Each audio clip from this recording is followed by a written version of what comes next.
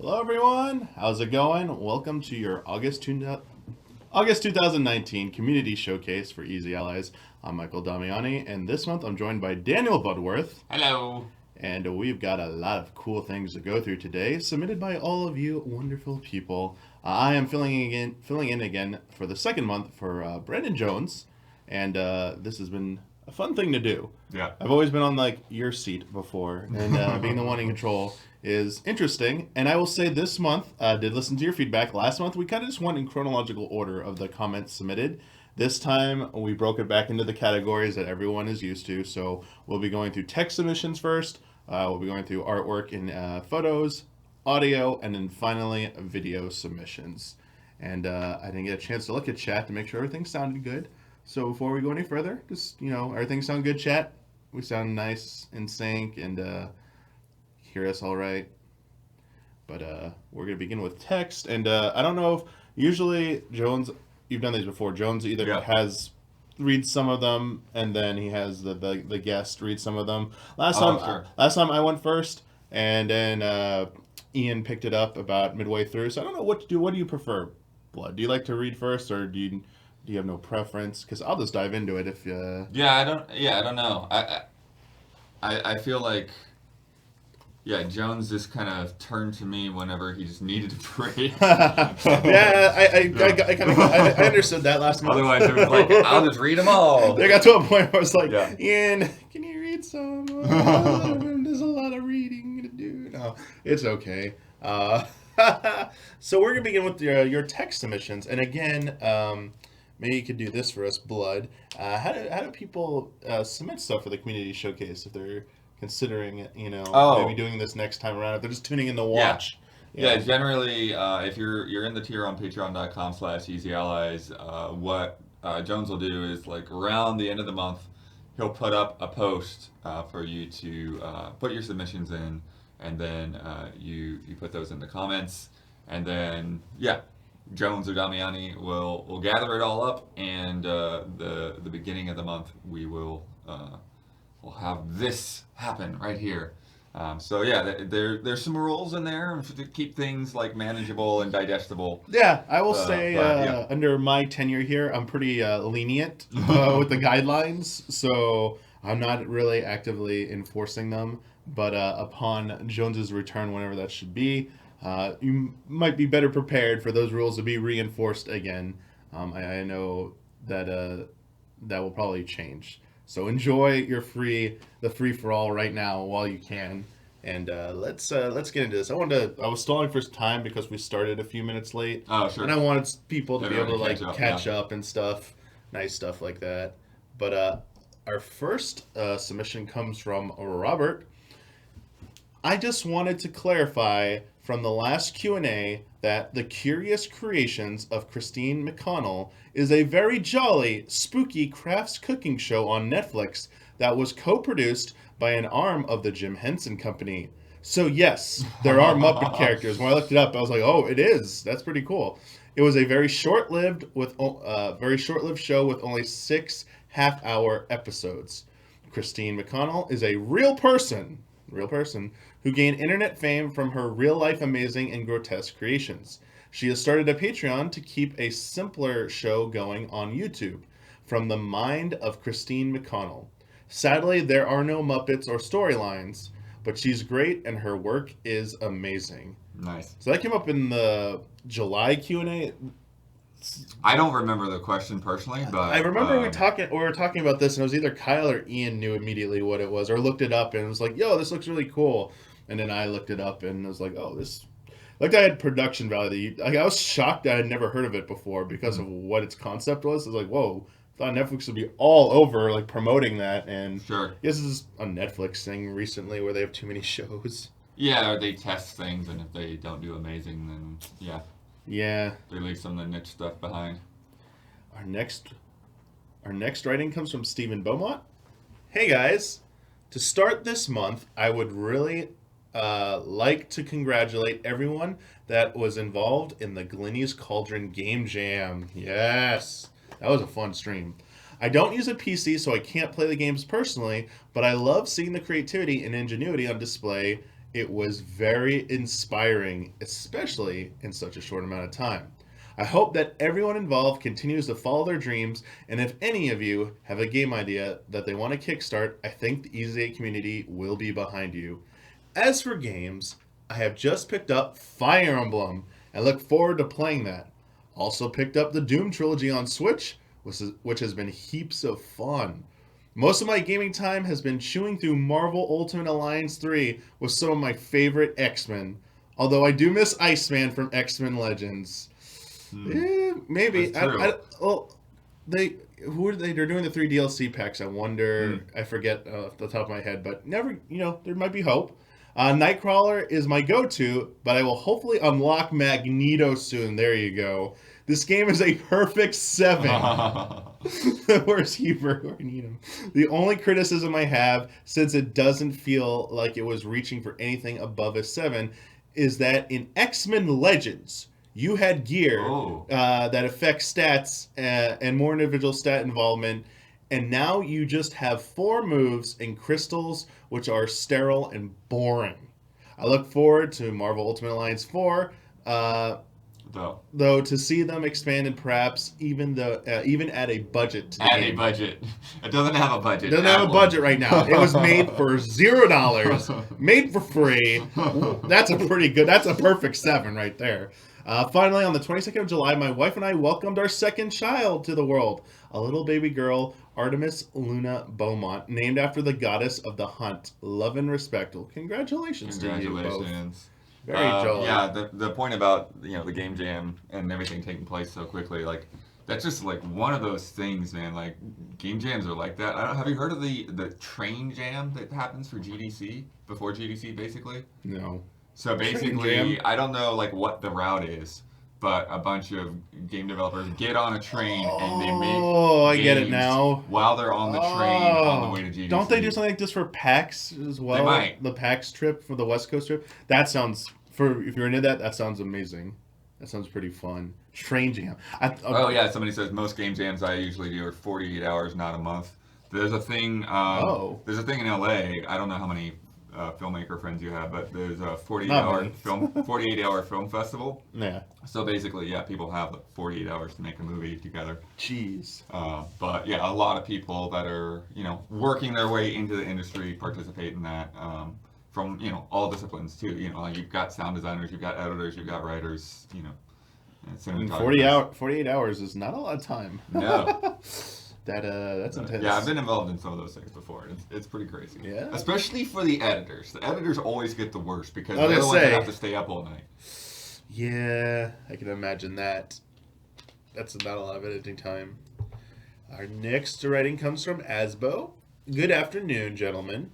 First of all, let me add to the chorus of people who want Bloodworth to know how much we appreciate all he does and to congratulate him on an outstanding Fiasconauts debut. You haven't caught it yet. You need to check it out. Everyone in the group was raving about it, so that says something.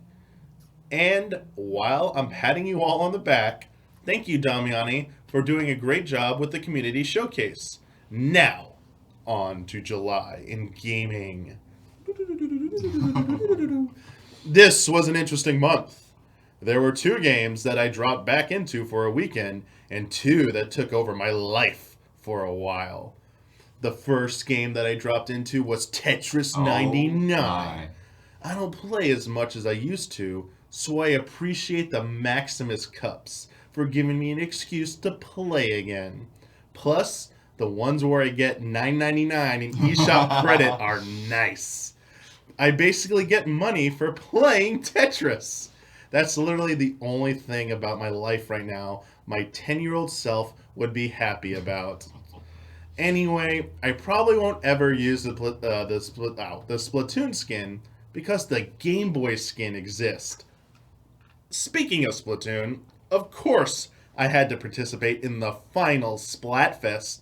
Sorry, Marina, I tried my best. I think Pearl cheats. Things I'm bad at in Splatoon: shooting and not getting shot. Things I'm good at in Splatoon: maximizing my gear for speed and defense, and taking my roller as far into enemy territory as possible before getting splatted. I love the game, but there's a reason why I avoid the modes that require actual strategy. As for the first game that took over my life for a bit, that was Super Mario Maker 2. I'm really enjoying it, but I'm slightly worried that being bad at platformers is hindering me as a designer. There's a lot of cool stuff out there that I can never come close to designing or attempting to play. Gotta get QA testers. However, I've taken the attitude that I'm making games for people at my skill level and am pretty pleased with my clear rates of 20 to 30%. My favorite level right now is one where hopefully the player doesn't even realize there are secrets until the very end. Excuse me. The beautiful and awful thing is that I will never know how many players actually experience it in that way. Whoa. That'd be cool if it actually could track like more than just completion rates. Right. And you could like If you could see like kind how, of like the metrics like, of like where people if you went, could place like a path. flag that would check did you come to this spot, Mhm. and you get like that would be good. And that's Mario Maker 3. Finally, the game I would say another game that is currently taking over my life is Fire Emblem 3 Houses, which I am loving. I was worried about the school mechanics, but then while playing it, I got even more worried that I'd lose them during the second half. Ooh. I'm almost done with my current playthrough, and I'm eager to try the other houses and get to know the characters that I've only gotten glimpses of so far. Although, I'll need to recruit all of my current kids as well, because I love them too much. Say what you will about Revelations. At least I got to save everyone, and then force them into breeding super soldiers. Anyway, that was July. Look forward to this month and Astral Chain. Yo. Nice. Yeah, that's an interesting thought about Mario Maker because like I know one of the things that a lot of multiplayer designers have access to when they do maps is like they have these heat maps, right? So they're like they see like where people are going in their levels, where people are getting shot down and stuff. So it'd be interesting to see something similar. I don't know like how aesthetically like Mario Maker could make it look fun, but yeah, to like literally they just like kind of show you like the hot spots of like where did people actually go in your level. Yeah, I mean I feel like that would be one gratifying to the creator to see that information, but also like useful for like adjusting the level, like making a version 2 and stuff like that. I think that would definitely help. So there were some people who did not have their submissions up by the deadline. I just included what you said. If for some reason you think it was there by the deadline and you're in Twitch chat, just whisper me and let me know to like refresh. I'll refresh once at the very end. If it's there, we'll check it out. If not, okay, there's next month. So Cisco Ace Jackson Garcia, hello. Hello. Joseph Caruso, I know it's easy to get excited about next-gen hardware now that the details are starting to be revealed. But as someone that has invested thousands of US dollars into his PC and follows PC hardware news extensively, I also think it's wise to be skeptical of these details. Damiani and Blood, as the two most venerable allies, I am hoping you can back me up here about my skepticism based on the history of console detail reveals and the current trends in technology. Let's start with Microsoft talking about gaming at 120 hertz.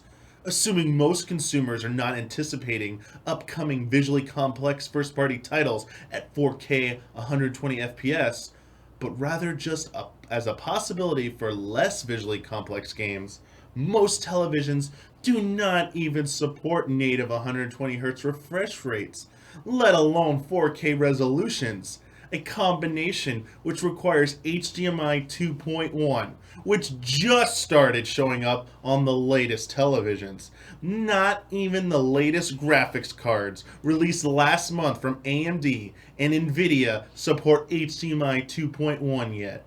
And the next PlayStation will supposedly support 8K resolutions? So even if these resolutions and frame rate improvements promises are kept, most consumers wouldn't be able to appreciate them without getting brand new TVs. There's also much to talk about. There's also much talk about load times being significantly reduced to the point of them being a thing of the past.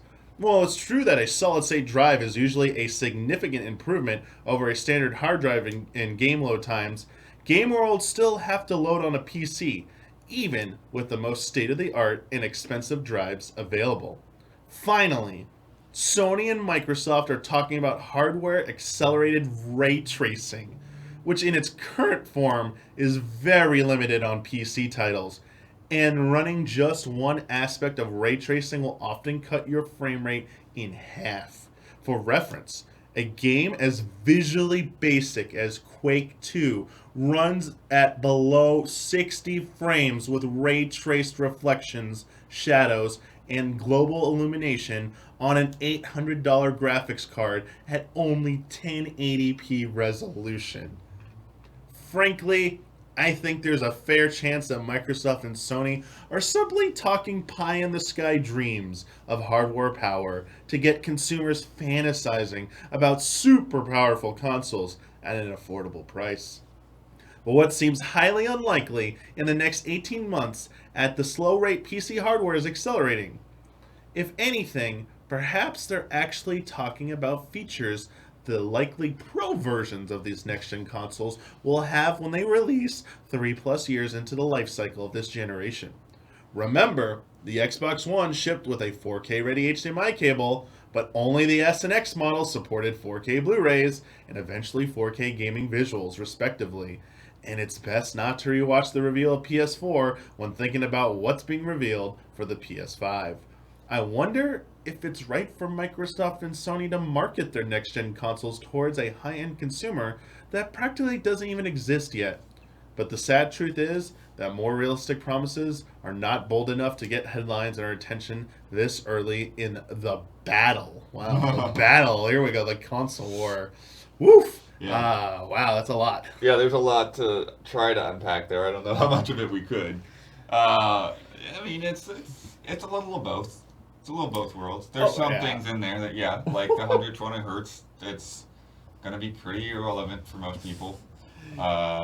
But at the same time, I think stuff like the hard drives, I think the solid state technology isn't just what we're used to. I think it's on the cutting edge of things that aren't even really being made available to PC at this point. And I think, there's a lot of things about consoles when you have that dedicated alignment and arrangement of your parts that you can get more out of them than you could with respectively similar PC parts, especially when everyone's coding for that exact specification and not all of the variances. But yeah, there's a little from both column A and column B, things that are just either over promises or things that are not even going to be relevant until these things are about to die, and then some of it that they'll probably surprise us a little bit with what they can do with things like ray tracing, because the ray tracing probably isn't at the same level as those graphics cards, but it's still there in some diminished form, I would guess. I want to get this right so I don't misquote it. So basically, they talk. Like, one of the interesting things here is they talk about. Here I got it. So solid state drives. We haven't really had those in gaming consoles, right? So it will. They haven't been designed for anyone who's So here's the thing: you can replace even your PS3 hard drive with a solid state. The problem is they weren't designed. They get bottlenecked. Yep. Like, there actually is very minimal use for a solid state in a PS3, and a little bit of a use for it in a PS4. You'll see slightly faster load times. But those they're not optimized to use those. And a lot of things, I even got this wrong at first. So, like, here's the thing. I know people like to throw around solid state out there a lot, and there's different types, but like, I see people like, oh, if it's a solid state, maybe they're going to put like an M2 in there and I'll make it faster. So I had to like learn how much I didn't know about stuff. Like M2 or M.2, however you pronounce it, is form factor. It has nothing to do with the actual speed of the solid state. Mm. It's just a type. It's just a form factor and type of. It's like a smaller type of solid state drive. The actual, so the NVMe part of it is like what dictates. That's the term you got to look for when you like in terms of read write speeds. So there's two terms always being thrown around now with solid state. There's like the form factor, which is the buzzword, and then there's another. And then there's like how fast can it really read write, which is the more important thing. I mean, smaller form factor helps because it takes up less space on your motherboard, but and in a console that would matter. Like a solid, Yeah. even a normal traditional solid state versus an M2, that's a smaller space. You can make a smaller like overall console. But yeah, like to get back to the point though here, I want to say that yes, Adam Eyes actually pointed out like how they connect as well is another difference between them. But like, listen, the graphics part of it, they're obviously got to play it up. Like they know the specs and what's possible, but everyone does this. Even when you get like like Nvidia and AMD do this, both Yeah. with both their CPU, and when they do their benchmarks and stuff. They're like, here's what you could possibly get, and then you have people who do real benchmarks and like, yeah, we didn't quite get those numbers, but they're close. It's they're gonna push like what is theoretically possible on those. And is that what you're gonna see most of the time? No. A lot like the best things you're gonna see are from the first party developers. Like obviously Sony, like what Naughty Dog does on PS5 will probably look amazing. Like Yeah. they will probably be the closest to some of those like higher specs that you see on there. But what's funny though is a game like a Naughty Dog game doesn't try to usually push those types of specs. Like they'll Yeah. use ray tracing, but they're not gonna like try to hit 8K or 120 hertz. They have no need for that in other games. Yeah. I feel like there was even a struggle this generation to get things at 1080 60 in Yeah. some games. And I think at the very least next gen for PS5 and Scarlet, it'd be very nice if the baseline for every game was 1080 60. Like nothing was below 60 frames no matter what game it was. With some games like Not happening. I know there'll probably be that game that's like it's sub 1080 just to get to 60. That we're gonna hear stories about that. But I would like to see some of the games hitting some of the bigger title games hitting 120, 1080, 120. That would be kind of nice. And as for 4K goes, sure, it was a nice kind of novelty to have for people who had it this gen. And it'll probably be improved next gen, but even with PC gaming, I'm kind of over 4K right now. I'm on board with like I feel like higher refresh rate and more fidelity at a lower resolution is way better than going for a higher resolution if you're just sacrificing so many other elements Yeah. of the picture quality. And yeah, and that's true, Adam Eyes. A lot of this 4K was like, was it checkerboard or what was the term? Yeah, it's all to kinda, like, yeah. There was sorry, I'm not as when it comes to there's some behind the scenes Yeah. magic happening there that's not really 100% accurate. yeah. So the bottom line is, if you I saw some of you chat saying, "What do you guys even like? What this doesn't make any sense to us?" That's the point. They're just using big words that make it sound like, "Ooh, this is brand new and exciting, and it's gonna be really cool." When you do your research, like do your own research and look into it, you're gonna see, oh, they're trying to make it sound more impressive than what it really is. And honestly, they're just pushing what they think will be possible because that's what gets people excited. They need people to be excited. And like, what else? What do you? If they took a more, hey, next gen, we're really shooting just to hit 1080 60 on every game. And like that's what PS5, like that's what they led with PS5, like revealed. It's like we just wanted every game to hit 1080 60. Do you know the outrage that would happen over that? People would be like, wait, what? Excuse me, we had that last gen, and then that will, we'll see how it will. Anyway, thank you for that. That was we're very well informed. Our next submission comes from Caesar. Hello, Blood and Damiani. July 21st was my 7th wedding anniversary. And how did we spend it? Very congratulations, yes. Playing Super Mario Maker 2, of course. My wife said that after I showed her 4 YouTube videos about it, she took the hint that I wanted it. So she bought it for me as a present. But we have been playing the story mode and the endless challenge together. We haven't dared to build a level, but it will eventually happen. Another thing I played in July was Minute. Yes. When I heard about it, I thought it looked interesting, but Bloodstream just solidified my desire. I liked the Majora's Mask-esque mechanics of having just a set amount of time to progress, And while it's not the hardest game out there, I did get stuck way more times than I'd like to admit. I started the second challenge right away, but have not been able to pick it up again after that. I will come back to it eventually. Another one I played was Box Boy for the 3DS. I forgot I had Box Boy on Switch. I should have played that on the plane the other day. Oh. I think I got this one on a sale and got interested in it because Nintendo Minute has covered all the games in the franchise. Not very challenging, but fun nonetheless. Looking forward to playing the other Box Boy games. And moving to another HAL Laboratories game, I played Kirby's Dream Land 2. And this is confession time. I think I don't like Kirby. Uh-oh. I love the Game Boy original, but hated Superstar on the SNES. Ooh. And Return to Dreamland on the Wii. I think the NES one is okay, but I don't consider it a masterpiece as people usually do. Dreamland 2 was just okay. I'll stick to playing Dream Course on the SNES for my Kirby fix. Wow. That one I love. Oh, don't worry. I'm kind of with you on Kirby. I'm all over the place with that series. And to end the beating games portion, we finally got the platinum in Until Dawn this month. I think we played it around 5 times total and repeated some chapters to get everything, but it was great fun every time. Looking forward to the Man of Medan. Yeah. Man of Medan. Yeah. And to Damiani, I picked up Triforce Heroes.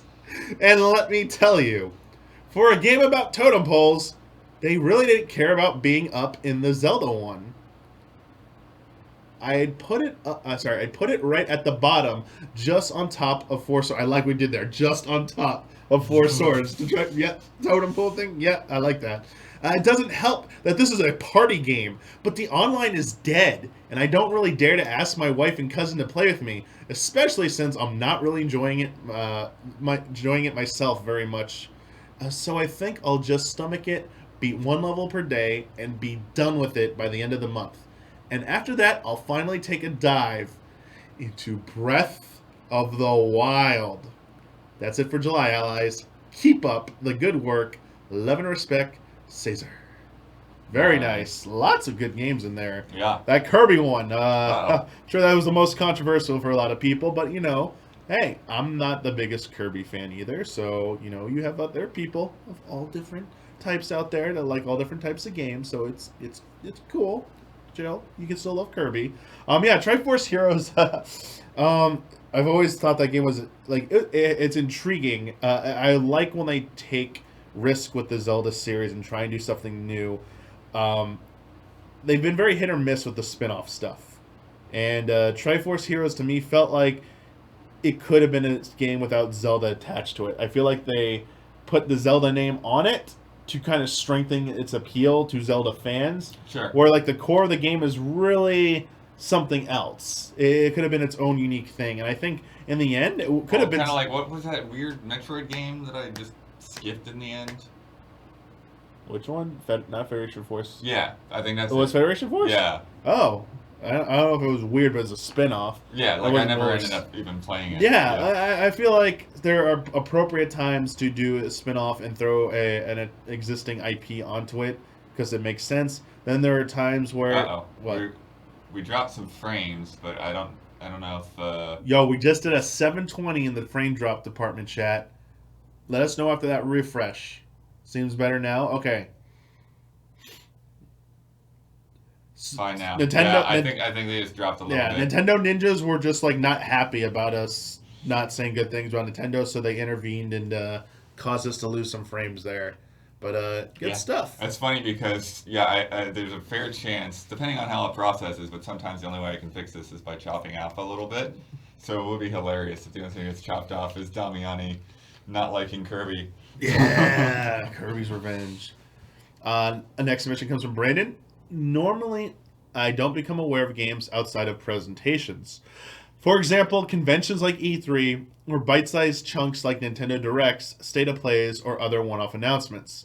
But this year, I've come across games more frequently in ways I'm unaccustomed, so I wanted to speak about several of these lesser-known titles. Earlier this year, I heard about Ghost of a Tale, an action RPG where you play as a mouse looking for his wife. It starts with you locked in a castle dungeon, and you eventually can explore said castle and surrounding areas. Originally released on Steam in 2017, it came to Xbox last year, and while it's rough and has some issues, the whole thing was made by one person and has some redeeming qualities. Personally, I'd say it's a 6. One day I came across a trailer for Wrath, Aeon of Ruin. Being made by veterans from the Quake community, you can tell both in terms of visual aesthetic and fast-paced retro FPS design. Oh, sorry, I read that wrong. My inflection was wrong there. Thought there was more to it. It's been pushed to 2020, but I'm very excited to give it a shot, especially since it's coming to all the expected platforms. I went to my first ever PAX this year, and the first time I've ever been to Boston. And while there, I was exposed to 3 games that have interesting concepts. Splitgate, Arena Warfare, is the melding of Halo squad-based multiplayer with mechanics from Portal, and it's free to play on Steam right now. Yo, what? Yeah, I've brought that up to you guys multiple times and gotten crickets. Come on. But it literally is that. Like, when they say Halo plus Portal, and you look at the gameplay, that's exactly what it is. Yeah. However, as appealing as it sounds and looks, there isn't a sizable player base for quick matches, which is a shame, because its success determined if it would be ported to consoles. Yikes. I was able to watch a friend demo 2 games that hooked me instantly.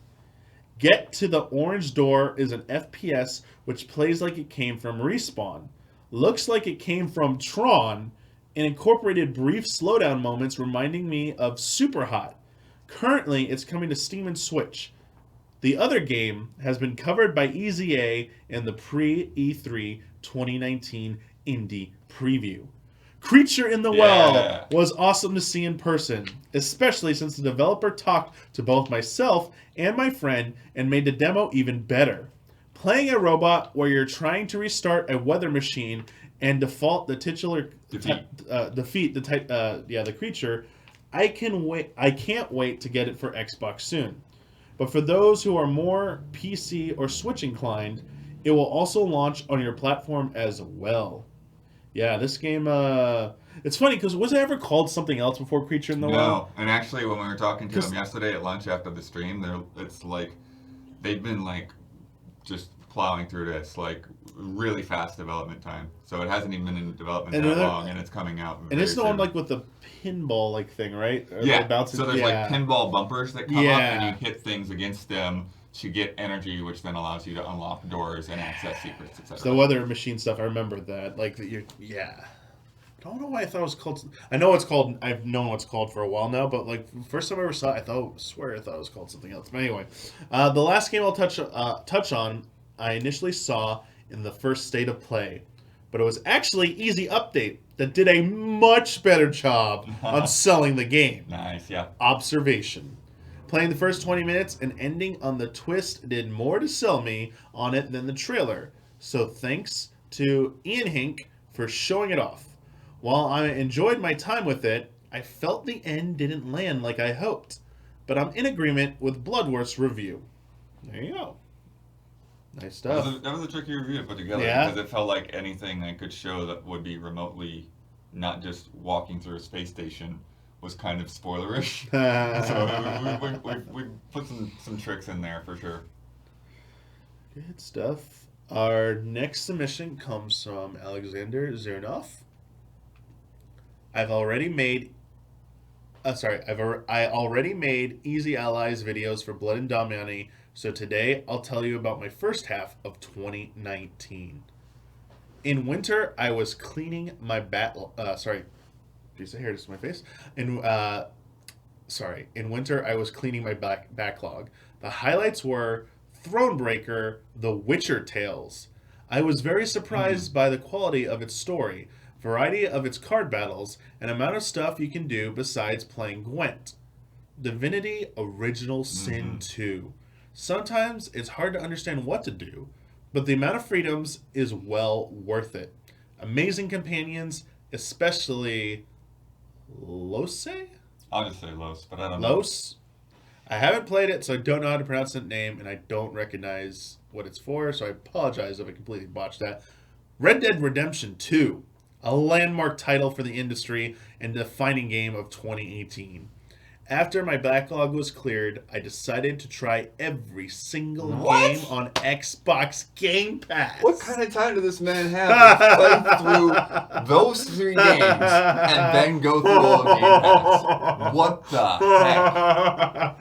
Oh, man. Most of them weren't winners, but I really liked quite a few, including some that I never heard about. The highlights were Late Shift. It's a 3-hour choose-your-own-adventure crime movie, which I enjoyed a lot. Dirt 4. Never suspected how demanding and challenging Rally is. Mm-hmm. It's more satisfying than beating Bloodborne's bosses. Wow. Mortal Kombat XL? Mortal Kombat X? Yeah, it's got to be X. Is there a version called XL, like DLC or something? That maybe that's... I'm not sure. No idea who those people are. I never played Mortal Kombat. No idea who those people are. I never played Mortal Kombat, but I still enjoyed its story mode. Also, Insect Lady is very cool. XL is the full version of DLC. Okay, that's what okay, thank you for clarifying that, chat. Onrush. Yes. It's hard to explain why, but this game is much more fun than it looks. The Gardens Between. It's a calm puzzle game with quite a unique core mechanic. It's easy, but still very enjoyable. Also, Xbox Game Pass gave me a chance to try several games I was interested in, but would never spend money on. So it's one of the best things in the gaming industry. Another great thing is Epic Games Store. Because during sales, they offer discounts on pre-orders. I bought Control for $10, and now I wish for every game to be released on Epic. Speaking of new games, I also wanted to mention Apex Legends. Unlike Fortnite, it doesn't change all the time, so there's a reason to learn and play this game. Also, it's really fun, and even shitty FPS players like me have a chance to win. Anthem. And I played it in April. Yes, online components waste a lot of your time. Community was already dead too, but I enjoyed flying, shooting, and getting this game for $10. Dreams. My PhD was about human-computer interaction, and I must say, Dreams has the best UI I've ever seen. If you want to learn coding, modeling, animating, etc., and specialized tools like Visual Studio and Photoshop intimidate you, just play Dreams.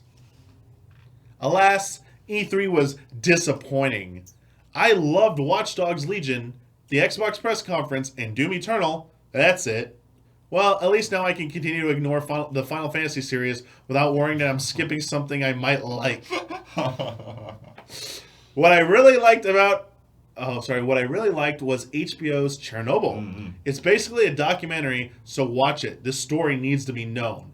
Also, season 8 of Game of Thrones is the best. I'm surprised so many people hated it. But as you just heard with Final Fantasy, true art is never liked by everyone.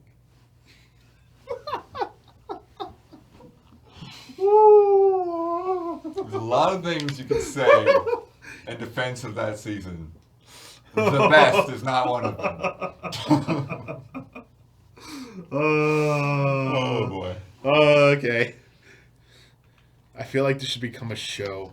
It's like my monthly report on my life. Our next submission comes from Megan Leinart.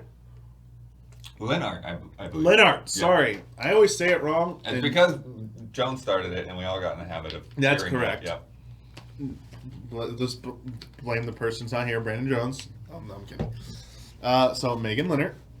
Hello, gentlemen. It's finally time to continue my Twilight Saga review, and we are now on to the third film in the franchise, Eclipse, which is my personal favorite because things actually happen.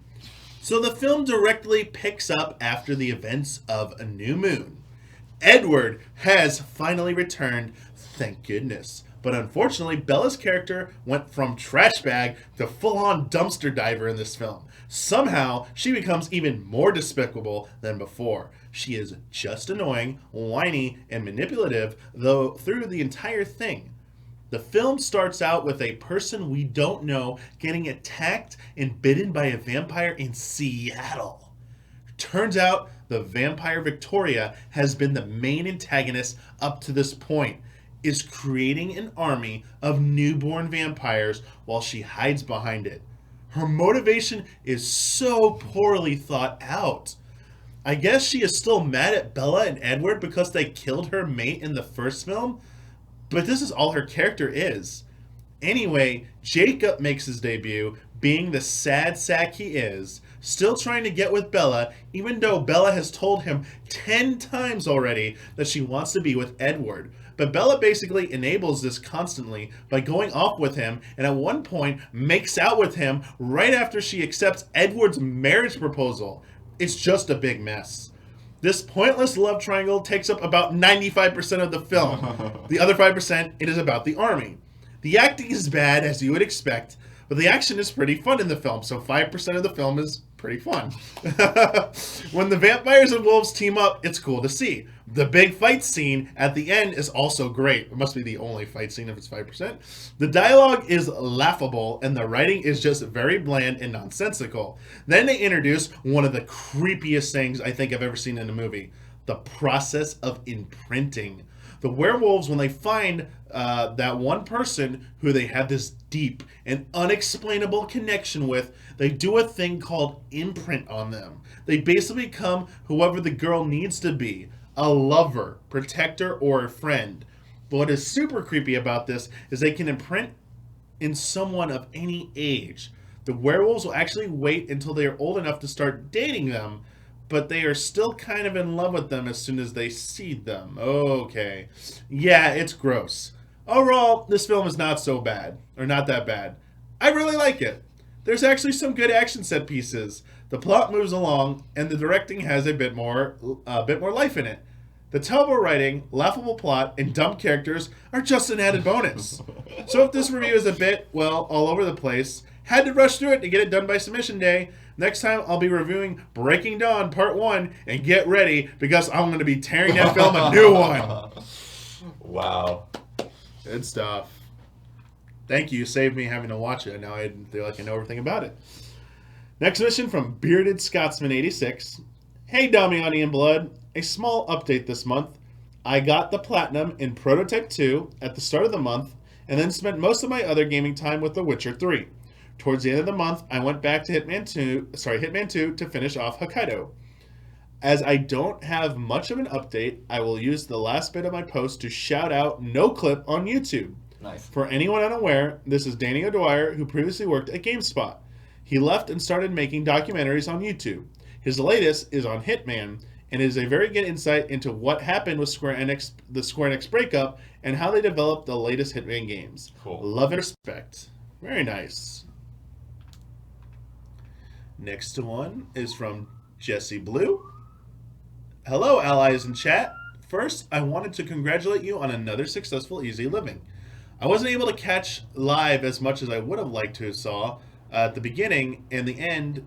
Sorry, I read that completely wrong. I wasn't able to catch live as much as I would have liked, but I saw the beginning and the end and a few parts in the middle. I wanted to thank you specifically, Bloodworth, for the efforts you put into archiving all of the footage so we can watch it later.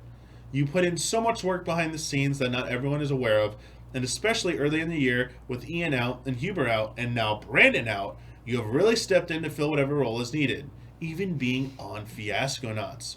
You are the true tentpole of Easy A, and that's not a joke about your height, as this company would surely collapse without your support.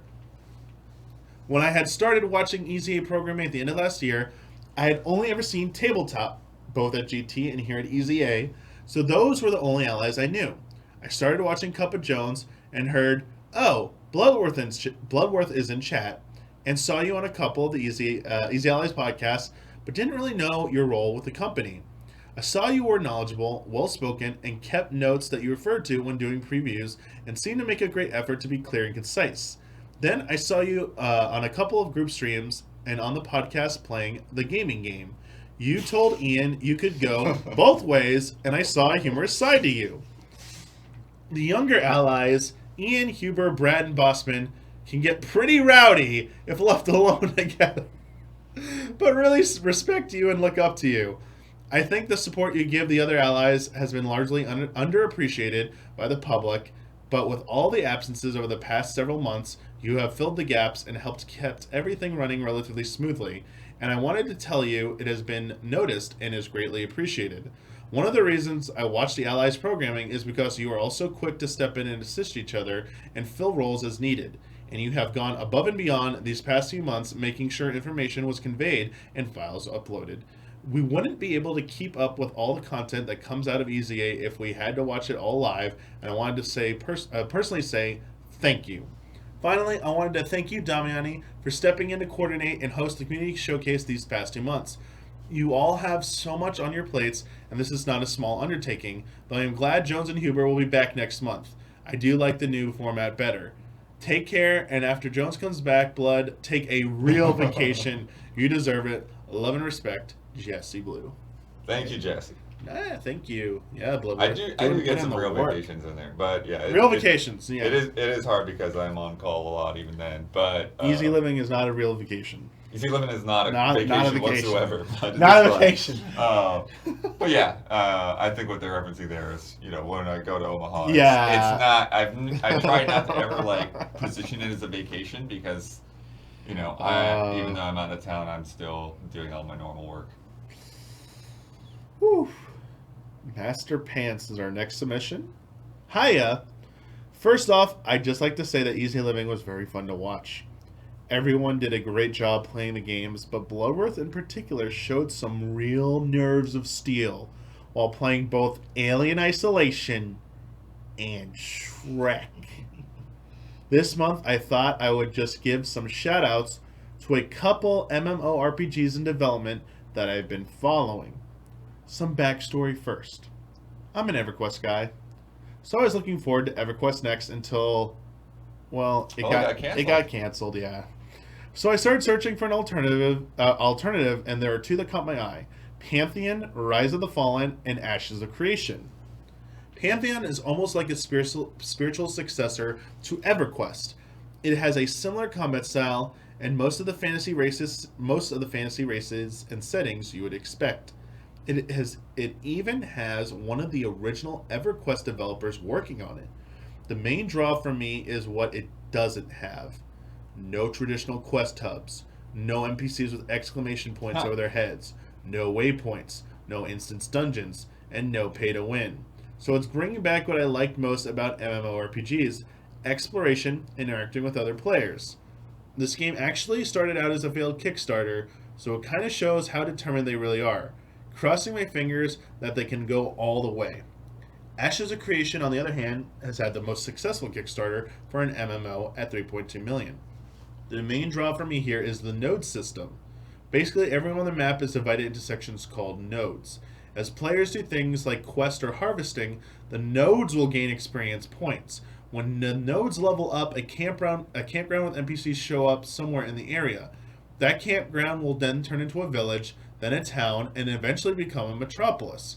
Only 5 metropolises can exist at a time, so then they will be targets for the other players to siege and destroy. Okay, this is kind of cool.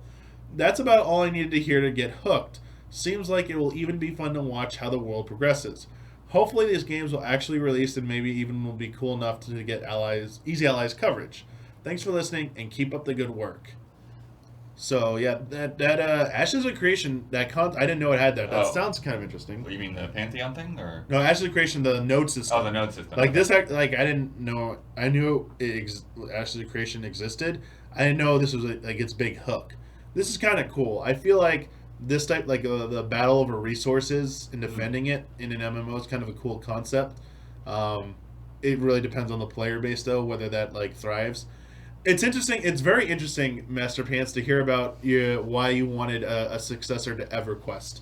And I completely understand your argument that you want a game that doesn't have the modern quality of life things that the modern MMORPGs have. The instant gratification from, it tells you exactly where to go. I will say this. Once someone has played an MMO like that and tries to go backwards to a game like EverQuest, holy crap, that is really hard to do. I last year I tried going back to Final Fantasy 11 just to see like, wow, that game like it has doesn't have any. There are no quest marker heads like marks above heads. You got to read the text. You got to work like it is. It's definitely a different type of experience, and it definitely requires you to have more interaction with the game player base. I think the problem is you need a very active player base for that to work, and maybe I just picked the wrong game because the FF11, not enough new people are playing it. But I think it was a patience thing. You get spoiled by all this instant gratification. There's so much to do in a modern MMORPG, and I think that's the difference. Is like this throw so much at you, and it's like kind of like fast paced, like a lot of focus on high action stuff, and yeah, I think I'm glad that's I mean it's sad that EverQuest Next got canceled, but at the same time, I I hate I would never want to play that type of game. I suppose people who grew up playing EverQuest or Dark Age of Camelot or any of the like even Ultima stuff before all this probably have a desire for one of these types of MMOs to come back and like a new one, but I just, like it's very hard in this day and age to make something like that work and succeed. So I can understand why it probably ultimately got canceled. What was another one? Daybreak. Oh, yeah, Daybreak is. Okay. They used to be Sony Online. Yeah. And then yeah, you have WoW Classic, which is funny. Just want to say this: WoW Classic, when they like whatever the public beta or whatever happened, when people finally went in there and they had like obviously they had bug reports so you could submit, and people were sending bug reports, which were intentional things. Oh, People are getting sure. new Yeah. young like people who never played original WoW were like, "Where's this? Where's that?" And then we're writing bug reports, and they had to like make a big post saying, "This is what you asked for. This is how it was. These are not bugs. Like, they Right. don't. These features don't exist. So go play the new version of WoW if you want them." Anyway, next one from Carl Williams. Again, I will refresh at the end to see if your insert Evo comment here actually shows up. Tekken 7 is fun to watch. Next And I literally saw like one Evo match of Tekken 7. Oh yeah. And it was like, oh, that's cool. I watched the grand finals. It was Nice. pretty intense. Actually, I watched the match before. I watched the losers finals and then winners grand finals, and it was pretty cool.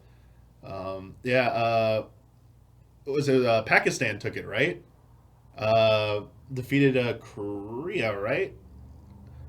I'm not as well versed in the Tekken player base. It was like, thank you. Yeah, that was like a real, yeah, that now I'm remembering right. Sorry. That was in like, read this really amazing article that came out after about like how it just, the Pakistan Tekken scene, like freaking great players there who just haven't had a lot of exposure. And now Right. like, all these stories are coming out about, there are these players who are like better than probably anyone in the world that are there. Was it some 16-year-old kid who's playing there, like beat one of Korea's players in a first to 10-0'd them. Like didn't lose a That's single cool. one. It's like, that's insane. So yeah. I don't know. So was it Arslan Ass versus Knee was the yes. Okay. Sorry, I'm not as familiar with Tekken players. I apologize. Next submission from Tyler Gardner, Hey Blood, and Damiani. To start, just a quick note to say congrats on another great Easy Living. Now onto the game stuff. I haven't had too much time for Breath of the Wild this month, as a trip and Fire Emblem have eaten my time. So no update there, but next month I'll have one. Instead, I just wanted to, spoiler free, talk about how Persona 5 is like the perfect game, as I'm close to the end of replaying Wow. it. Whoa. I first played Persona 5 in the summer of 27, right before my senior year. 2017. Oh, did I say 2007? 2017, right before my senior year of high school started. It hit at the perfect time as I was in a slight rut of gaming, and the storyline about being young in a crazy world fit. My favorite genre has always been RPGs, and after playing and enjoying Mass Effect Andromeda that year, I didn't really have a game to dive into. I beat Persona 5's 100 hours in 10 days. We got like a mini Damiani over here. And almost immediately bought a Vita to play Persona 4 Golden. Playing through it again over the past few months has reminded me why I loved it so much. And now with some more experience with the franchise, with P4G and some Persona 3 FES, I can better identify it as a piece of media. Persona 5 manages to be both incredibly cynical and hopeful all at once. It can articulate the power that it can articulate that power is often concentrated among the wealthiest and most deviously ambitious, and that many will cling on to what's popular or what makes them feel secure. Yet through the cynicism, it still takes care to note that people generally aren't bad, that people get beaten down by bad fortune and bad experiences, and that at their core are good. The personal stories of Yusuke, Kawakami, and Yoshida are good examples of this. They aren't perfect people. They're characters who have messed up, but who hasn't? For a game so popping with flair, stylishness, and demons, it's a surprisingly nuanced and realistic take. The final two palaces in particular felt particularly apt to a lot of the world's political situation at the moment. Anyways, I hoped that all made sense. I love Persona 5 and want to take the opportunity to gush about it at all opportunities. And I can't wait to gladly buy Persona 5 The Royal next year. Madness. They played it twice and they're going to play it again. Since I have an extra few words of this post left, to all of you in chat, which house did you pick in 3 houses? Black Eagles here, but Golden Deer was tempting for Claude. Lastly, I got a decentish headset, so I may be doing streams once school starts up. Give me a follow over on Twitter at TMGM528 and at Twitch at the same name for details on that. Nice. Nice. Next one is from Tim, I believe. Right? Would you pronounce that, Tim? I'd guess that too. Sure. I would get, so it's THIM, and then I would say Tim would be my guess. But hey, it could be Thim. I may be wrong. If you're in chat, let me know. I will correct it. Hi, Damiani and Blood. When you are reading this submission post, I will be on my summer. They probably are not in chat. Hopefully. So they are on their summer vacation in Tuscany, Italy. They are in a much better place than us right now. Hopefully, I can provide some sweet Assassin's Creed-esque photos next month, since I will be staying in Florence for a few days. In July, I finished 2 games: Bloodstained, Ritual of the Night, and Hellblade, Nice. Senua's Sacrifice. I already spent last month's comments on Bloodstained, so I only want to add 2 things. The combat is really satisfying once you've found a combination of shards that works for you. I even appreciated the difficulty spike in the last area, and especially the last 2 bosses, since it was a great test of skill. The game almost gives you too much choice. The amount of different shards, categories, and shards within the category, weapon types, armor, and accessories is crazy. It is neat that the developers want to encourage experimentation, but I was simply overwhelmed. Consequently, I settled for the first combination of shards and weapons that worked for me, which is sad in hindsight, but seemed like the most efficient way to tackle the game. Excuse me. Concerning Hellblade, it is one of the most unique stories that I have experienced in quite some time. The psychosis of Senua is really intense. The voices she hears, an absolutely irritating mixture of helpful and annoying. However, I am ultimately disappointed with the combat. The enemies are rarely a challenge, only in big numbers, and you can easily beat the game with an easy evade and slash strategy. I only needed to block one single boss fight throughout the 6-hour journey. I know that the game is ultimately not about fighting, but after Bloodstained I was expecting a little more. That being said, Hellblade is ultimately a game worth checking out. It is short and has a lasting impact. That's it for this month. Thanks for reading my comment. Thanks for reading my comment. Thanks for reading my comment. Yeah, that's right. We got 2 more. We'll refresh and see if they're there. So David Cleland, hold up, and Christian Thomas, surprise pending. Oh, I hope there's a surprise. You want to take over here, Bloodworth? Sure. Yeah. Hey, Damiani, Blood, and chat. I just wanted to give a quick shout out to this wonderful community. Last week I did 3 nights of streams for Extra Life, and not only did my fellow allies show up, they showed up in a big way. Together we managed to raise $850 for Gillette Children's Specialty Healthcare in St. Paul, Minnesota. I just wanted to say a huge thank you to everyone who donated and to all who dropped by the stream, which included many allies I was only meeting for the first time. The love and respect they showed me quite simply blew me away, and I'm extremely grateful for that. Thank you, thank you, thank you. Donations are still open if anybody was interested in helping out. You'll find me on Twitter at BeatenDownBrian, and we'll find a link to donate in my pinned tweet. Love and respect. I did it didn't work out timing wise, but he was trying to coordinate with me to play some Crash with him. Oh, nice. It was very cool, and he'll send me messages about racing games, and he was actually kind of helpful to me when I was like going through my Dirt Rally 2 review, because I hadn't played the past couple of Dirt games. Oh. And I was like, is this new? How about this thing? Is this new? Just Yeah. picking his brain about things, yeah. This comes from Kyle Lee. Hey, Damiani and Blood. I took last month off from posting because I felt like I'd just be regurgitating hype from E3. This month I have much more to write about, though I'm going to be holding one game back until next month when Huber's on. Feel free to draw your own conclusions which 2019 game that would be. There are quite a few games I've spent some time with over the past couple of months, so let's dive in. First, I'd like to touch on a game I picked up after Blood talked about it on one of the podcasts, Where the Bees Make Honey. After Blood brought up how it had some Edith Finch vibes, I wanted to check it out since I've been dying for something similar to that game.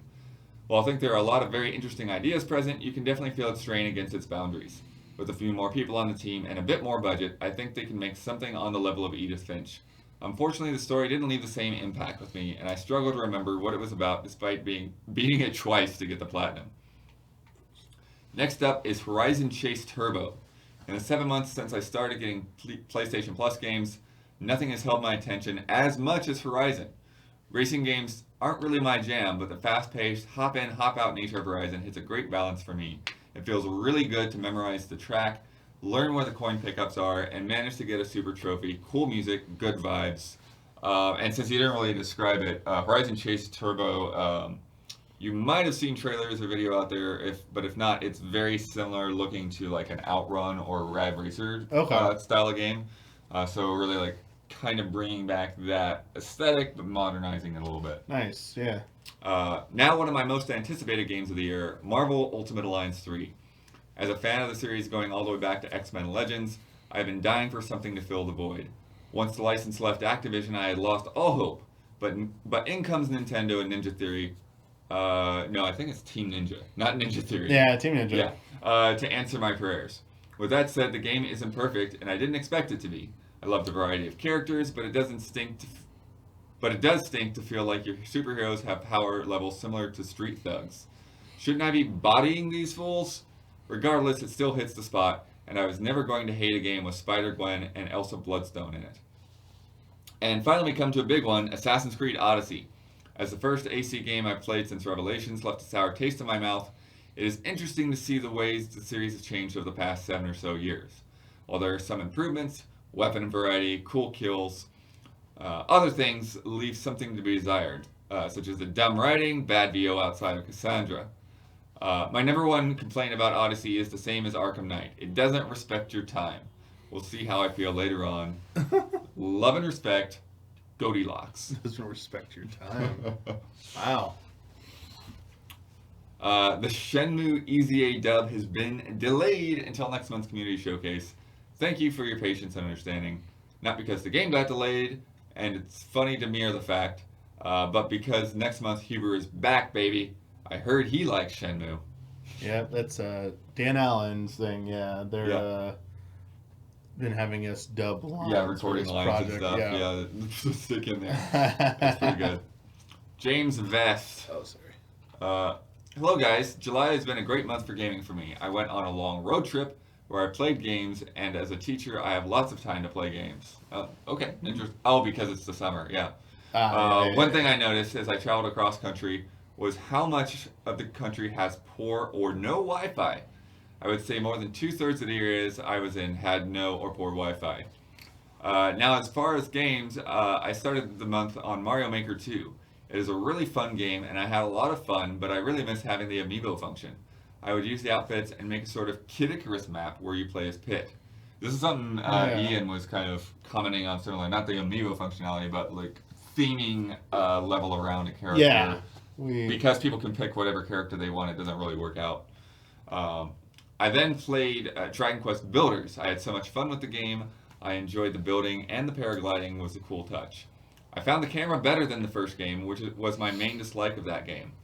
Lastly, I got Fire Emblem, which is easily my game of the year so far. I have beaten it twice. It's so fast, man. You guys, Jeez. wow. And we'll move on to the last house to beat it again soon. I still think I would put Awakening and Sacred Stones a bit above in my favorite games list. I do miss a bit of the weapon triangle too. I, however, like the story and the main character story arcs. Yeah, I'll say I'm noticing the weapon triangle being missing in that game. Mm-hmm. It's instinctively trying to avoid certain situations when it's like, oh, that doesn't matter anymore. It's like, oh, because I always remembered it by Sal. Sword beats axe, axe beats lance, lance beats sword. And so, yeah, like a sword wielder coming up to an axe, like, oh, you should have the advantage. But like an axe wielder going against a sword, it's like, yeah, you should probably avoid that matchup. And it's like, no, you don't need to worry about that anymore. It's like, oh, interesting. So Yeah. It's really just about who's stronger than the other. It's like, oh, okay. Yeah, all right. From Small Leviathan. Hello, Damiani and Bloodworth? Yeah, Bloodworth. Are you Bloodworth? Bloodworth, yeah. Jones not being here feels weird. This time around, I want to talk about Splatoon. This July, we reached the end of an era. Splatoon 2 received its final major update. No word on if they'll continue doing balance patches, though a lot of people suspect they'll keep tweaking it for at least a while since it's a major esport in Japan. I did not play Splatoon 1 as I did not have a Wii U. Rather, the biggest factor that led me to getting into Splatoon was, in fact, Suga Conroy's Let's Play of Splatoon 1. His detailed walkthrough of both the single player and multiplayer really grabbed me, and by the time he finished the final episode, I had an appreciation for the game I didn't have previously. Splatoon 2's release was a big reason why I eventually decided to get a Switch. I was gonna get there eventually as a die-hard Pokemon fan, but Splatoon 2 gave me the push I needed to buy in early. Turns out that the series jived with me even more than I thought they would, and soon I was completely hyper-fixated. I remember my first Splatfest, which was fought over the way toilet paper should face. Yeah. Thanks, European Splatfest. He remembers it vividly, and I remember the excitement I felt when I turned on my Switch not long after moving out for the first time to see the Splatoon 2 version 2.0 announcement trailer in my news tab. And then eventually came the Nintendo Direct on March 8, 2018. To many, this was the direct that blew them away with the first tease of what we would eventually know as Smash Ultimate. But to me, this was the Octo expansion direct. What a fantastic trailer that was, finally paying off years of people wishing for Octolings to be playable. Splatoon 2 is more exciting than ever. It was not long after this that I decided on a complete whim to join a Discord server run by a semi-popular Splatoon fan artist on Tumblr, a decision that would go on to change my life. Many members of this community, which was never larger than 40 people, would go on to become close friends who stood by my side and helped me keep going when my financial situation took a sudden nosedive, which caused me a lot of stress and anxiety. Together we reveled in our shared love for this game, and in doing so, loved it even more. Splatoon 2 is an important game for me. It's tied inexorably to some of the most important friends I've made online, but even putting that aside, it's an outstanding game in its own right. At just over 4 years old, Splatoon has already shown that it deserves a spot alongside Nintendo's other giants, and I believe that this franchise has a bright future in front of it. But for now, all I want to say is, thank you Splatoon for all the good times. Love and respect, Small Leviathan. Pretty cool. Pretty cool. Yeah, I feel like Splatoon's already gotten more updates than they originally even thought they would give it. And it'll be interesting to see if they keep supporting it in Japan with balance updates. I feel like those will probably just be released over here as well. Oh, sure. Just to keep changing it. But I feel like there's probably a Splatoon 3 in the works. like a follow up. I think Yeah, they perhaps. supported the game for a very long time. I wouldn't be surprised if the next one they're planning to be something that they can they're building it from the ground up to be supported for like a very long time. Yeah. Like they now know that like it has a lot of longevity within like both the competitive scene and both like just the general community will support it for so long that they can go all in on a third one. It could be this the case of like there are some limitations with the existing one where it'd be easier if we just did some things differently and we started from scratch with the third one. We can make those like plans come to fruition. I don't know. It could just be corporate money thing where it's like, we just want to make a new one so we can make more money and stuff. But Yeah, maybe. I feel like that's not always.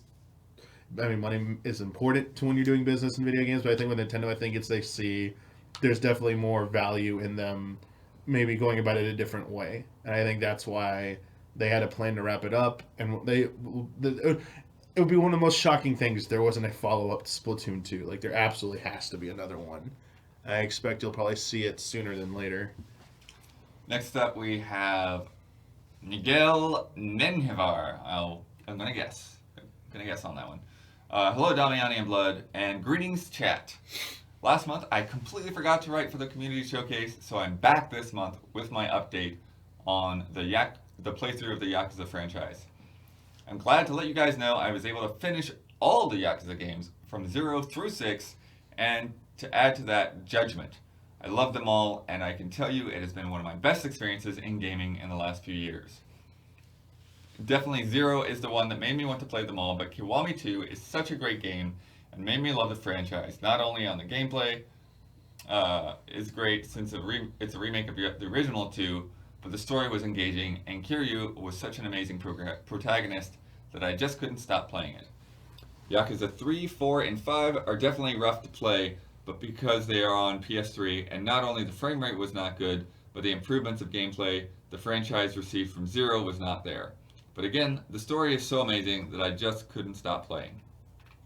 I won't say much about 6 since anything could be a spoiler, but I can tell you guys that the ending is just perfect.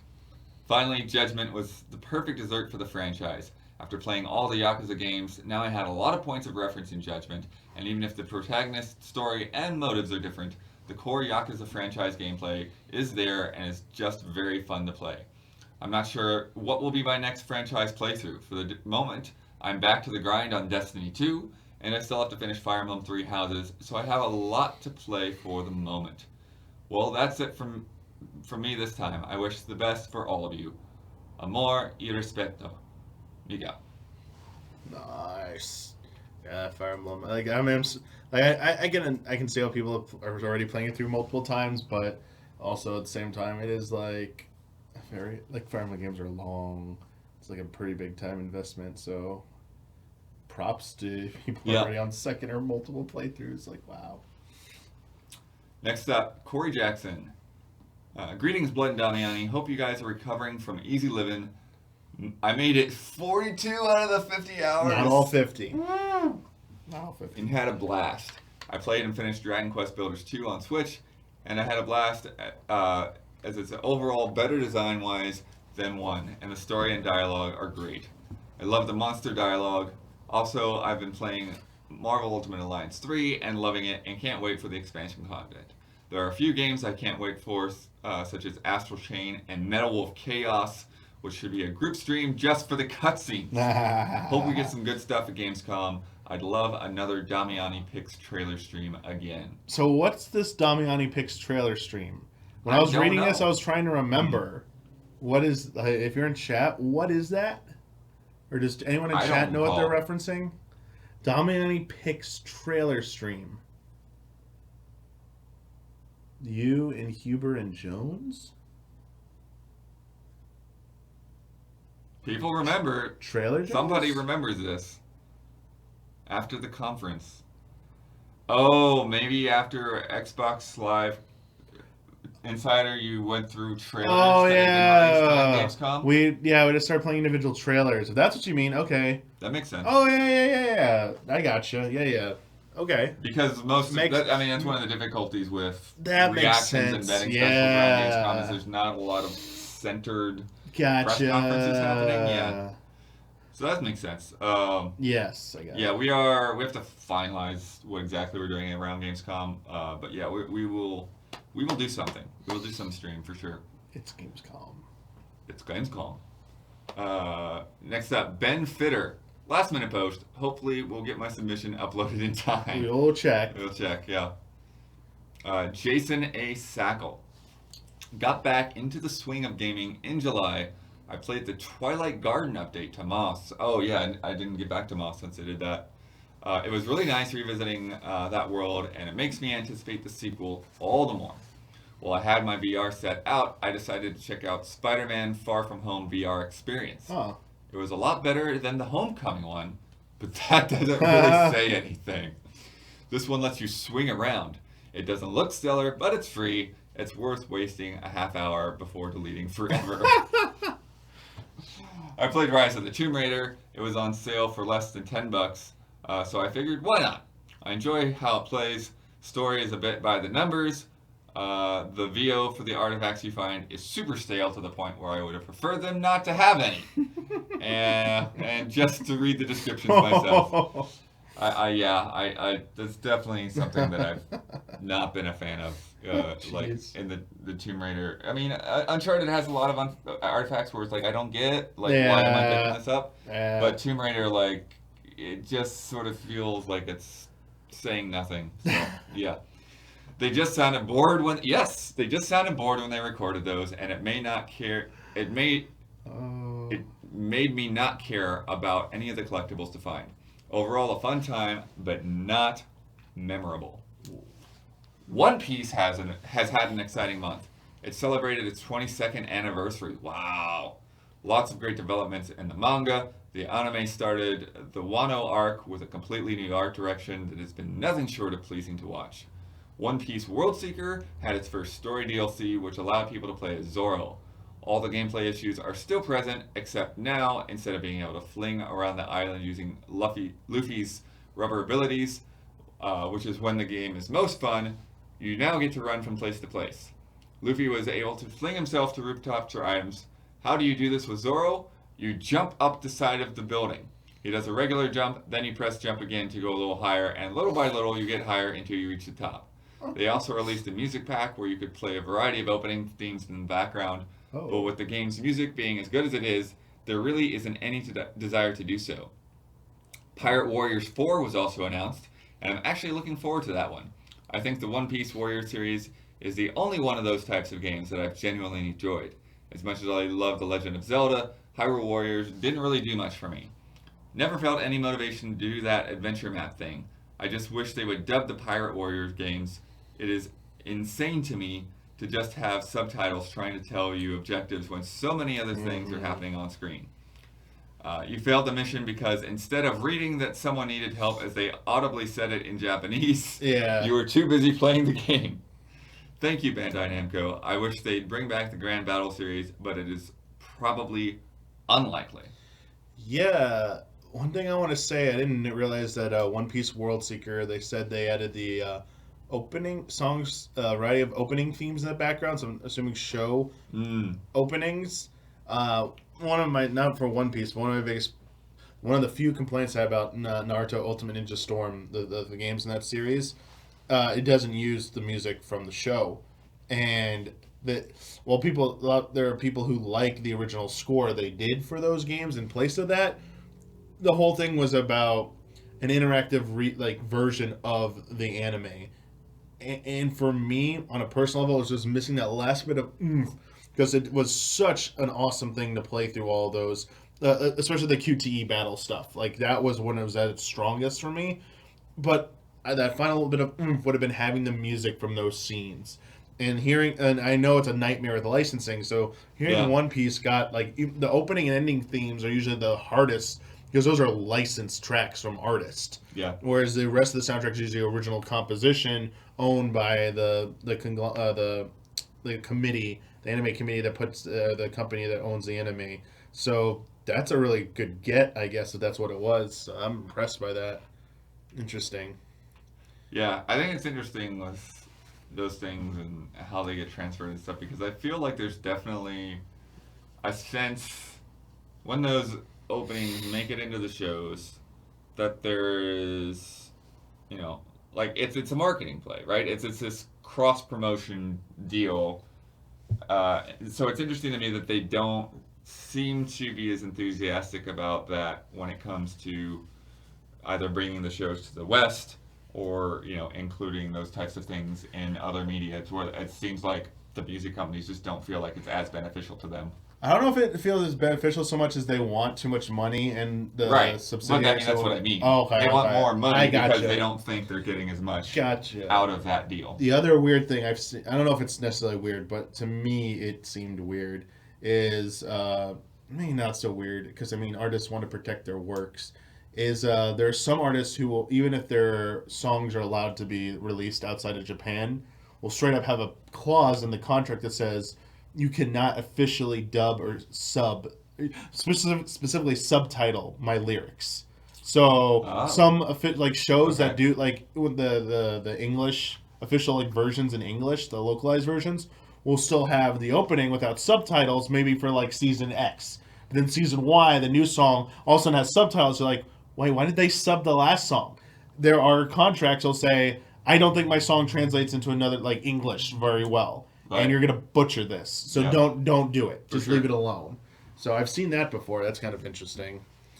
So we are now on to our images section of the community showcase. So I'm gonna switch us on over here to this shot, and our first set of images are gonna be coming from Tokyo Slim. Greetings, Damiani, Blood, and Allies. I am currently on my yearly camping trip to the Orcas Islands, doing facilities and stage setup for the Do Bay Music Festival taking place this weekend. I'm gonna miss the live stream, so shout out to the regulars. I will probably try to share some more from the actual event next month, but here's a couple of pictures of the resort before everyone gets here. All right, so let me get these set up. So this is Tokyo Slim. Here we go. Oh, whoops. Forgot to set them the width. So here we go. Nice. So there's a nice little panoramic wide shot for the first one here. Probably just make this. Yeah, give it bigger. Let's make it bigger. As big as we can go. But there you go. It's a good shot. Yeah. I love stuff like this, like scenery like this. Like every single image that comes up on my Windows 10 login screen is like I want to go visit it. Right. I'm sorry, this was supposed to have like saved the positioning. I can make this a little bigger. We're gonna cover us up a little bit. It's fine. It's fine. It's just a message board. There we go. Yeah, look at that. No fires. There it is. Yeah, Dobe Fest, August 8th through 12th. Nice. Next one. Little nice forest path right there. Yeah, I love little spots like that. Yeah, that's pretty cool. Next up, got a little signpost here. To Store Cafe, to Garden, Upper Field. Yeah. To the moon. To the moon. That's great. To the moon. Oh, I got a nice little deer. Yeah. Yeah, Dobe. I wonder if they like have like a petting zoo or they come up to, I mean, you usually can't get that good of a shot of a deer. Yeah. That angle is interesting. A deer, a female deer. Whoa. Nice. Some boats out there on the bay.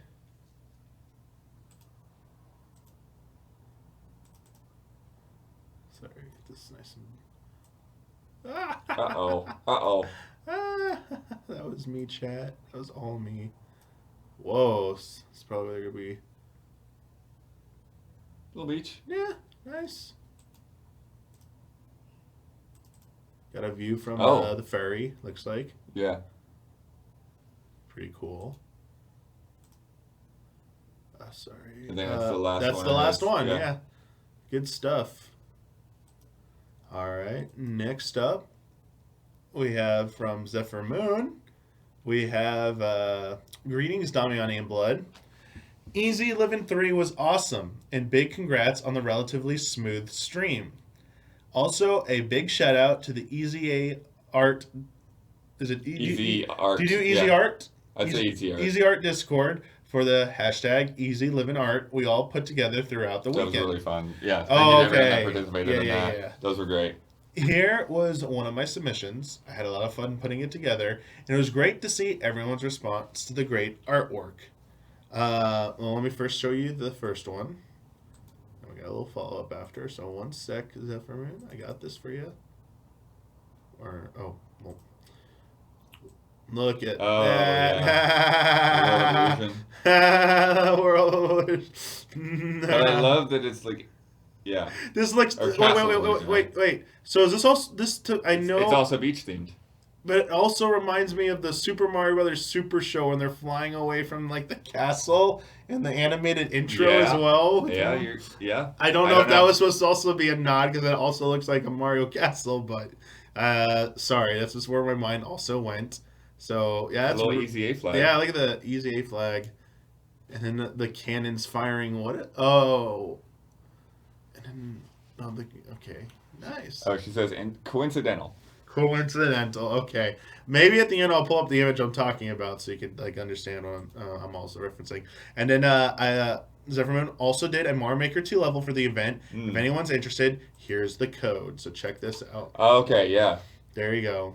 I think when I saw this, like my brain was already like starting to lose it, and I didn't really comprehend like what this was. It was like, why did they just send us a Mario Maker level? So that's really cool that you made a whole level just for the easy. Yeah, that's great. So much love and respect, Sarah Zephyrmoon. Thank you. Our next submission comes from Tierju Engi. Hi Damiani and Blood. Couple of works from this month. So let's check these out. All right, so the first one, let me get it set up here. So this first one here, businesswoman preparing to go to work. That is so much better than anything I could do. Look at that. Yeah. Yeah. It's a person, like a little Tamagotchi there. That's what I was going to say. That Tamagotchi? I see Tamagotchi. I see Super Mario Brothers Super Show animated intro and a Tamagotchi now. Good stuff. This is wanted to try combining ink with hair and some correction fluid. Oh, interesting. Yeah.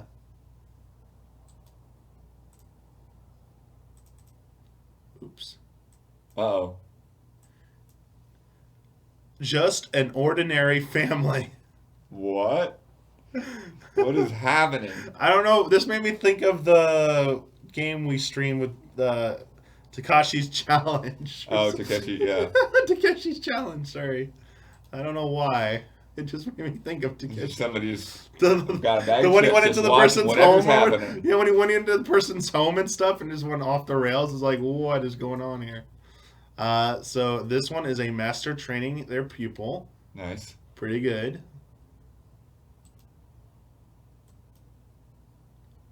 And our last one, Agumon for Digidestined entering Digital World 20 years ago on August 1st. Nice. Played and finished. Oh. What's up? Oh, I was just looking at the katakana. I feel like there's a missing character, but I don't know if they maybe spelled Digimon differently in Japan. Let Blood know. Let Blood know.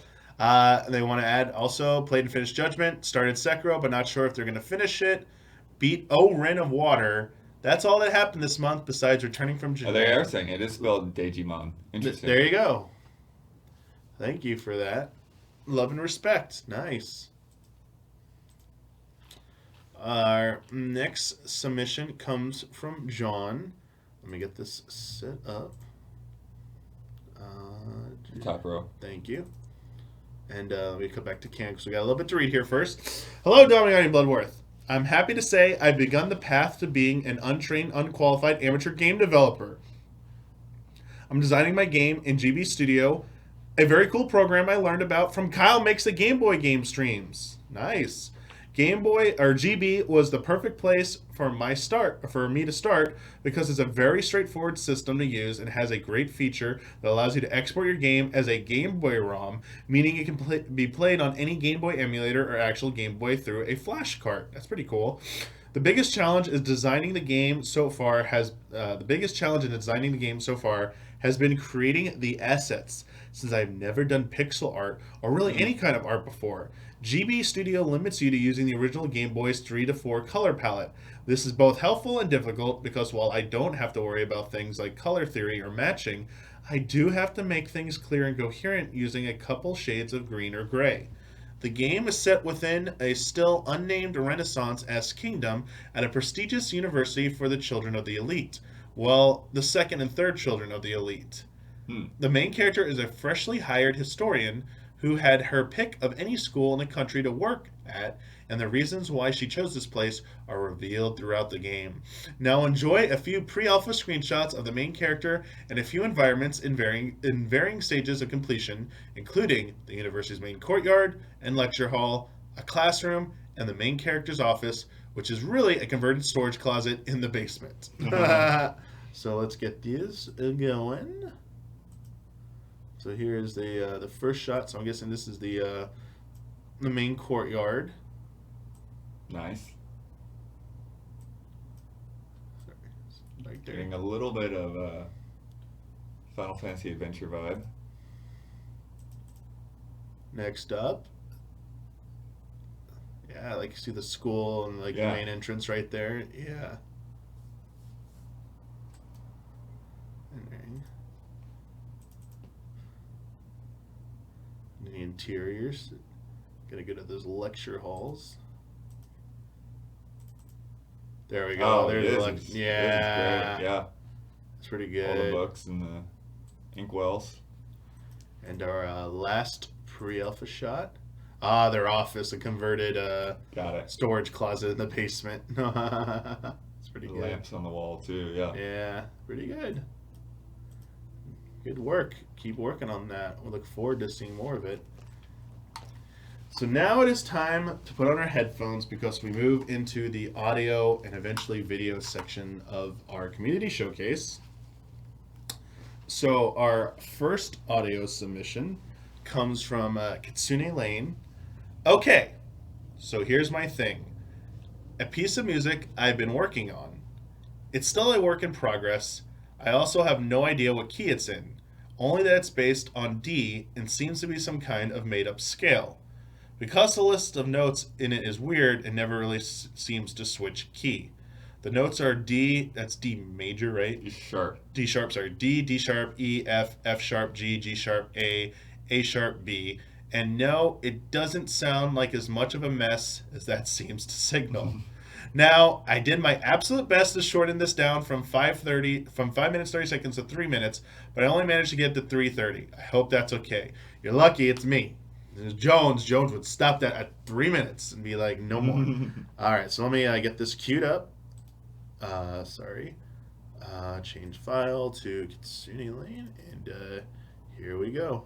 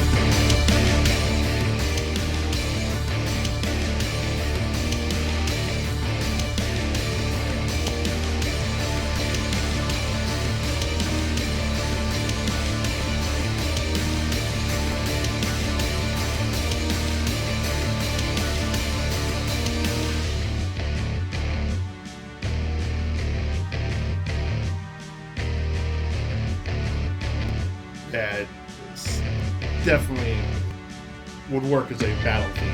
Yeah.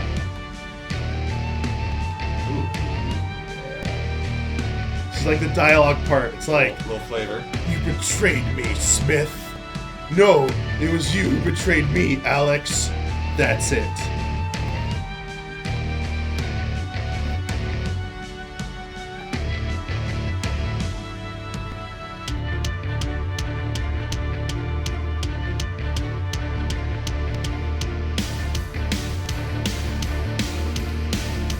You know what else this would be good for? Freaking burn. Yeah. That's it. Nothing else to talk about. Let's settle this.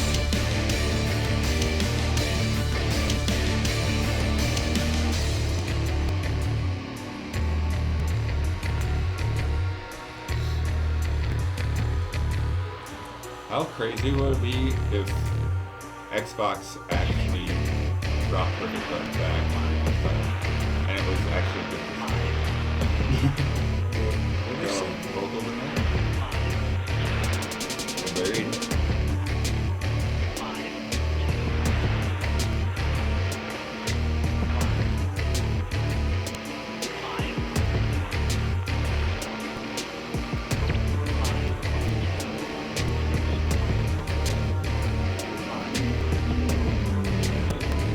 I don't think they're meant to be understood.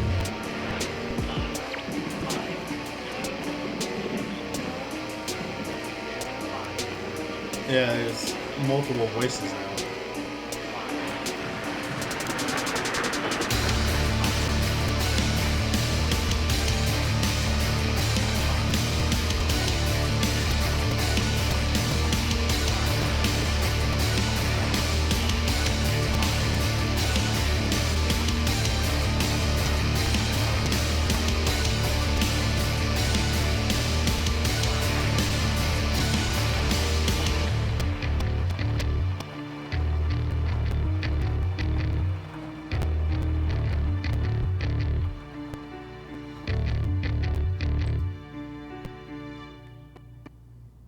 Cool. Just want to say, you told me it was 3:30. It was 3:37. Oh. Taking it, no, I'm kidding. That was very good. Thank you, Kitsune Lane. Yeah, the beginning was just like, where are we going with this? And then, just took off from there. I was like, wow, pretty good. Good stuff. Definitely feels like it's meant for like a confrontation type situation. I don't know if it necessarily, like, the beginning kind of sounded like maybe a fight, but the rest of it is like high tension, situation was what it would suit. So if that's what you're going for, and my interpretation was right, good, but music's open to interpretation. Our next one comes from Kevin. I'm sorry if the accent actually it's not pronounced Kevin, because there's clearly an accent over there. So is it like Kevin? Like, am I supposed to? Kevin? Yeah. Yeah. I'm not. I apologize if it's not just straight up like Kevin. Hello, Bloody Ani. Summer is being slightly too hot for my taste in France, so I'm hoping my favorite season comes quickly. I'm also adjusting to my new job, so I don't have any fresh music for this month, which means I'll present to you something I've been doing for a while but have not yet submitted. Ooh. I don't know if that person's trolling me in chat, if that's how you pronounce it. Some months ago, I finally finished remaking the entire A Link to the Past soundtrack using Ocarina of Time instruments. Making the SNES game's music sound as if it was coming from the N64 was great fun. Particularly the process of transcribing everything by ear and diving deep into those Koji Kondo pieces of art. Now that this is finished, I've started picking random tracks from all over the series and giving them the same treatment. Recent examples include Grandma from The Wind Waker or Mount Krenel from The Minish Cap. It's also fun to demake more recent music, some of which feature live instruments down to N64 quality, which is what I bring this month. It's Cass's theme from Breath of the Wild, except the live accordion is now replaced with one from Ocarina of Time's Windmill Hut. Oh, dear, dear. Loving it. Love and respect. Okay. let me make sure I got this right. And all right, Kevin, here we go. And let me just make sure this starts right. I think I have to actually replay it. Here we go.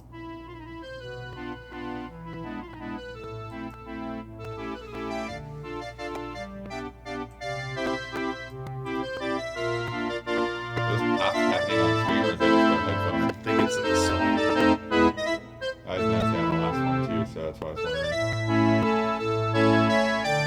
Since it's only 58 seconds, I can play the link as well, Yeah, maybe it's in the file. maybe. Yeah, I'll try that after this. We'll give it a replay. So the pops are the stream. Okay.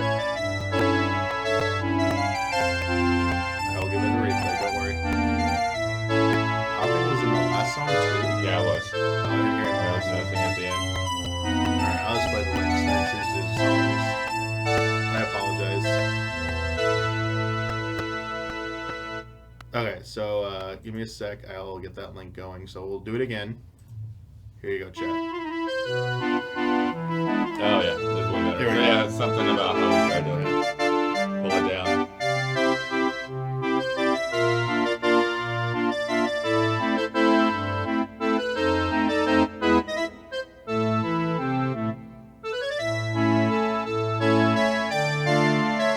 It honestly sounds a lot better than I expected. Yeah.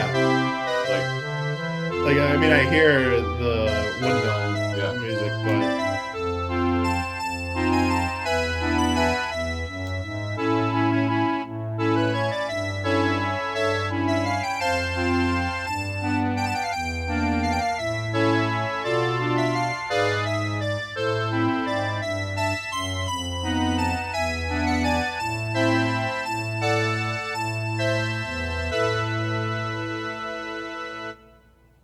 super cool. awesome.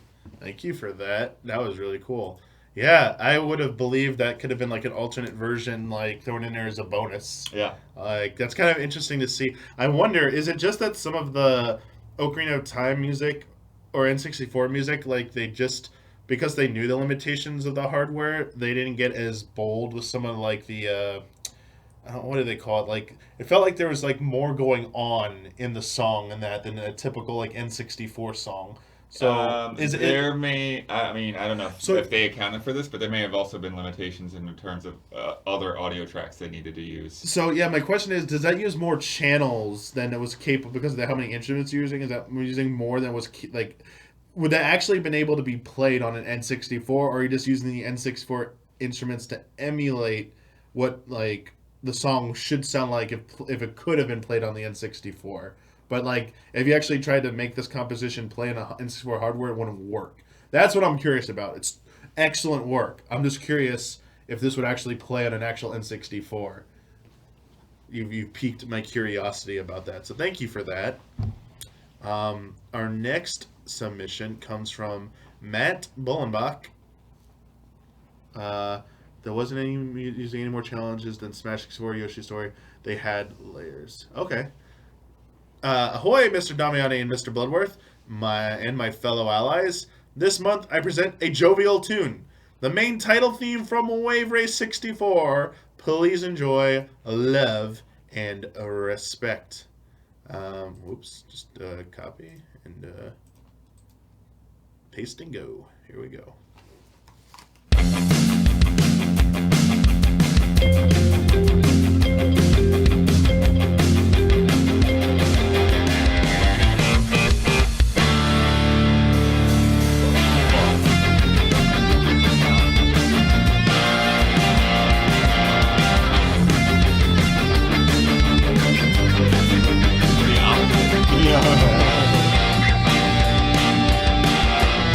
Funny guy, man.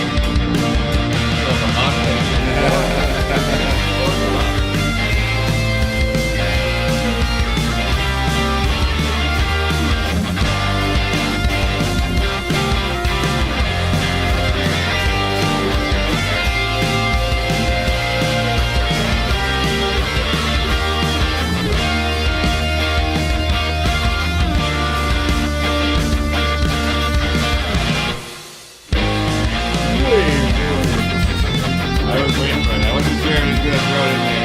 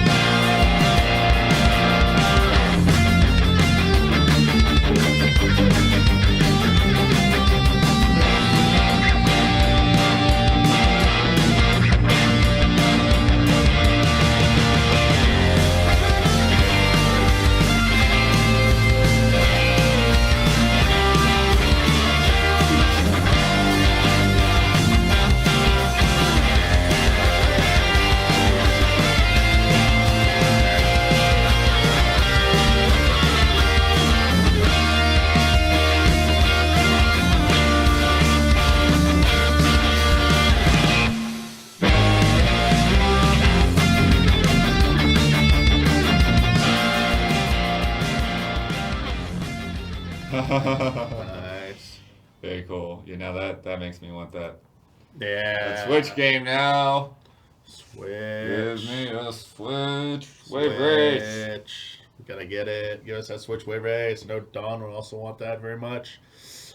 We now move into our final section of the video submissions for this month's Community Showcase. And our first one comes from Michelle Jackson. Yes. Hello, allies! This month, rather than my usual game dev update, I'll be sharing a fun art project I worked on.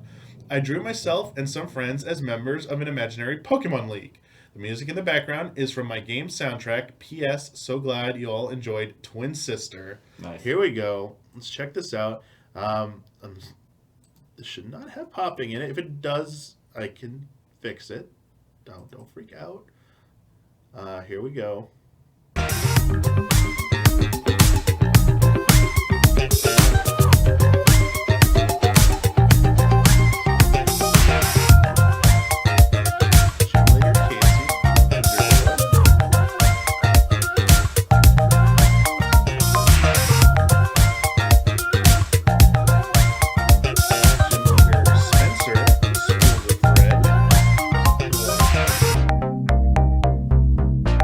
Damiani, are you also getting a little Avatar vibes off of these? Yeah. Gym leaders. Oh. Psych. The white was over the image. You see it. Never mind. Gym leader, Caprica, Dark. That's pretty cool. Oh, they're saying the audio's louder than this.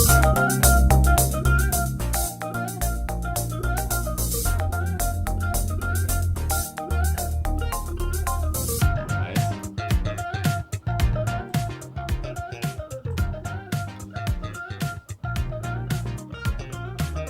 Sorry, I was just tuning it down for everyone. Whoa. Gym leader, Dope Lore? Yeah, poison type.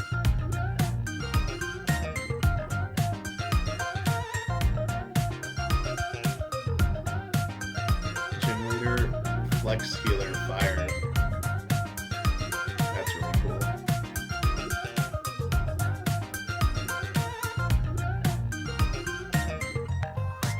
Gym leader, Rob, Bob, Will, Steel type. Yeah. It's like a tick taker on a train, or like a pocket watch. Oh, this is Elite 4 member YouTube Ice. I think this might be my favorite.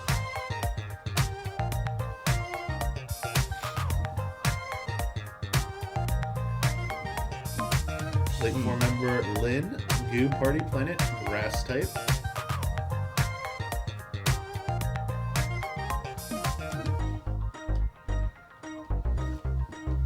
Elite 4 member Jules, Fighting type, yeah.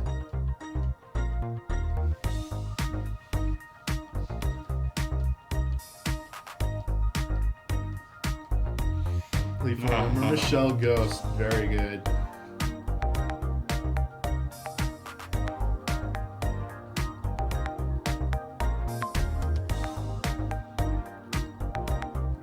League champion, Raven was dragon type. Yeah.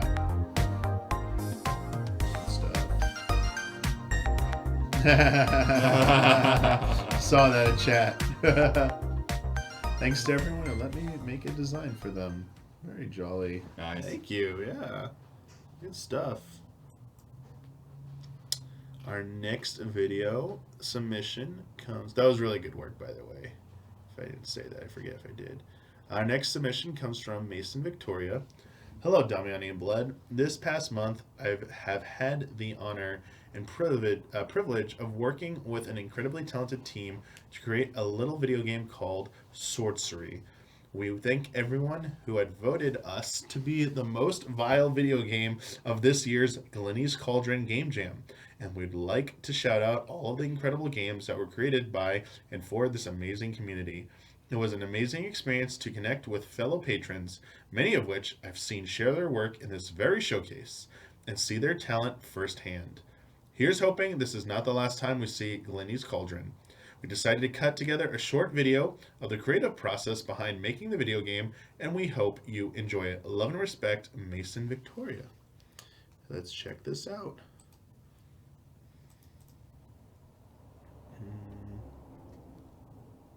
Oh. Uh-oh. Ah! Oh, there's links there.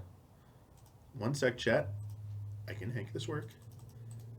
I'm copy link, right? Or is it? Watch this chat.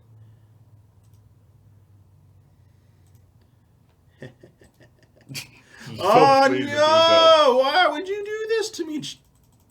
Okay. Option 2 is why was control? I gotta go hit Control V on the stupid thing. One sec. Okay. Don't want to let me do right click paste. That's cool. So I have to Control V.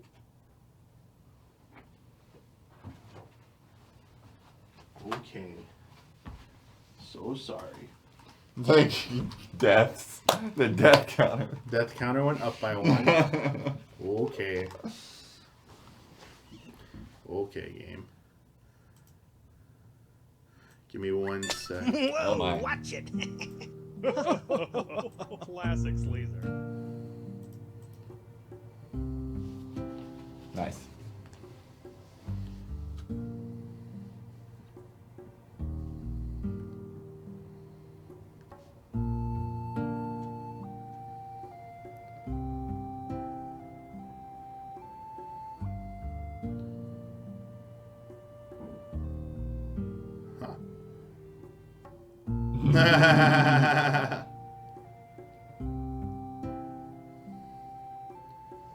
Nah, that do not.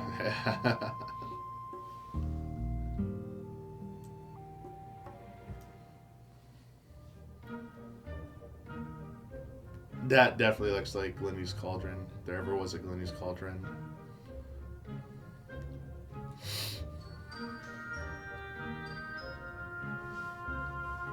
Hello, my name is Bob.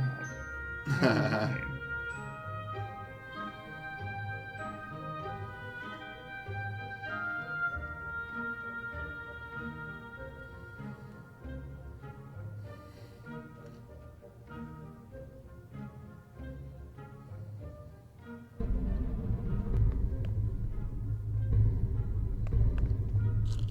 Sometimes taking a load off at the inn is just what you need.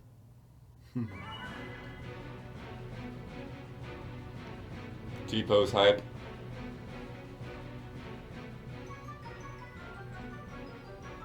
This is some Kingdom Hearts sounding music, by the way.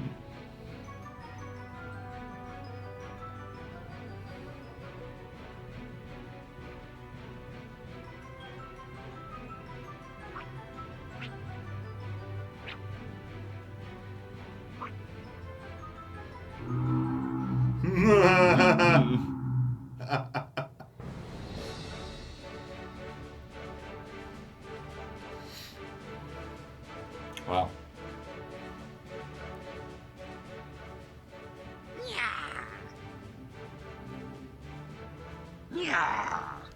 Hmm.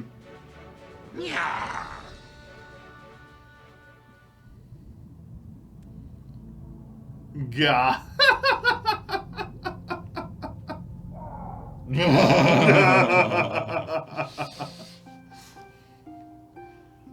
Oh, cool.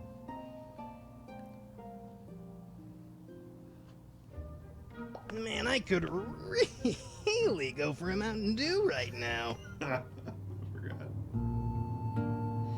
This was really good.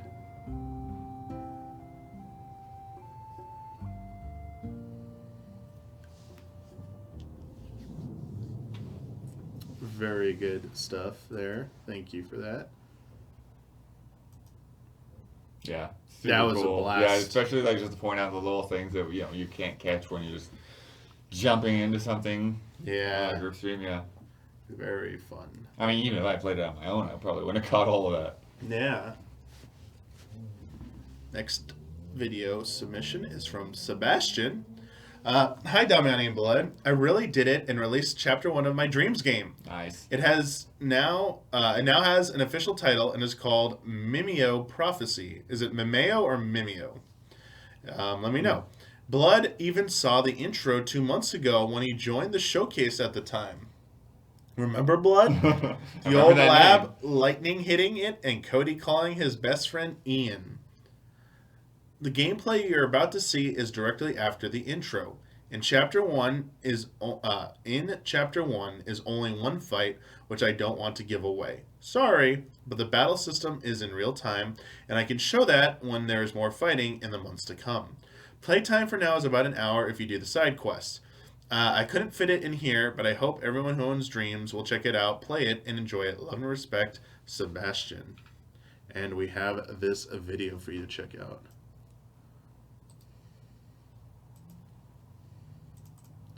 Here we go. Starts at the beginning. Okay, cool. Whoa. I like the how you wake up out of bed like that. Pokemon on Switch should at least look this good. Very disappointed with you, Pokemon Sword and Shield.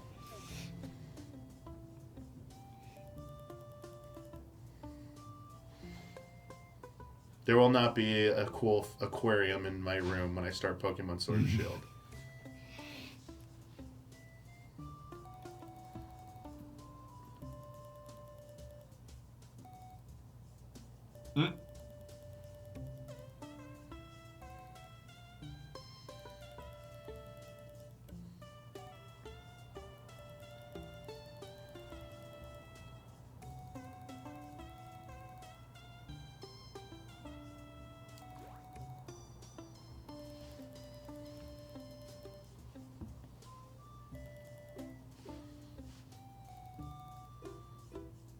Epic.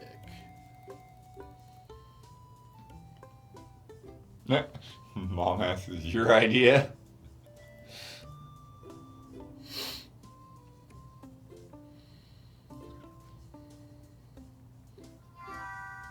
Wait.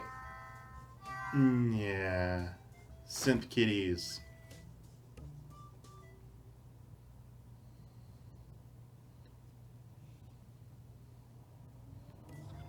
Yeah, this looks really, really good.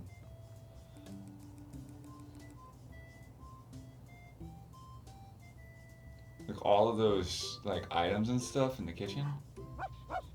Aw. You can pet the dog. There's a box kicking out. Check the fridge. Wait. Oh. I'll try and see what it comes up. Ah, yep.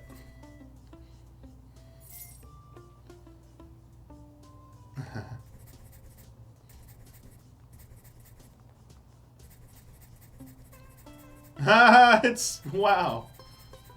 That's cool. Is it showing you secrets? Yeah.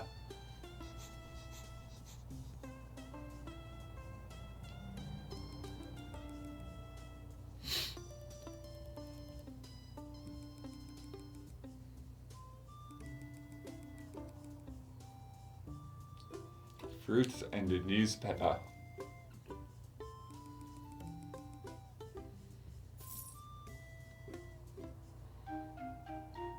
Nah.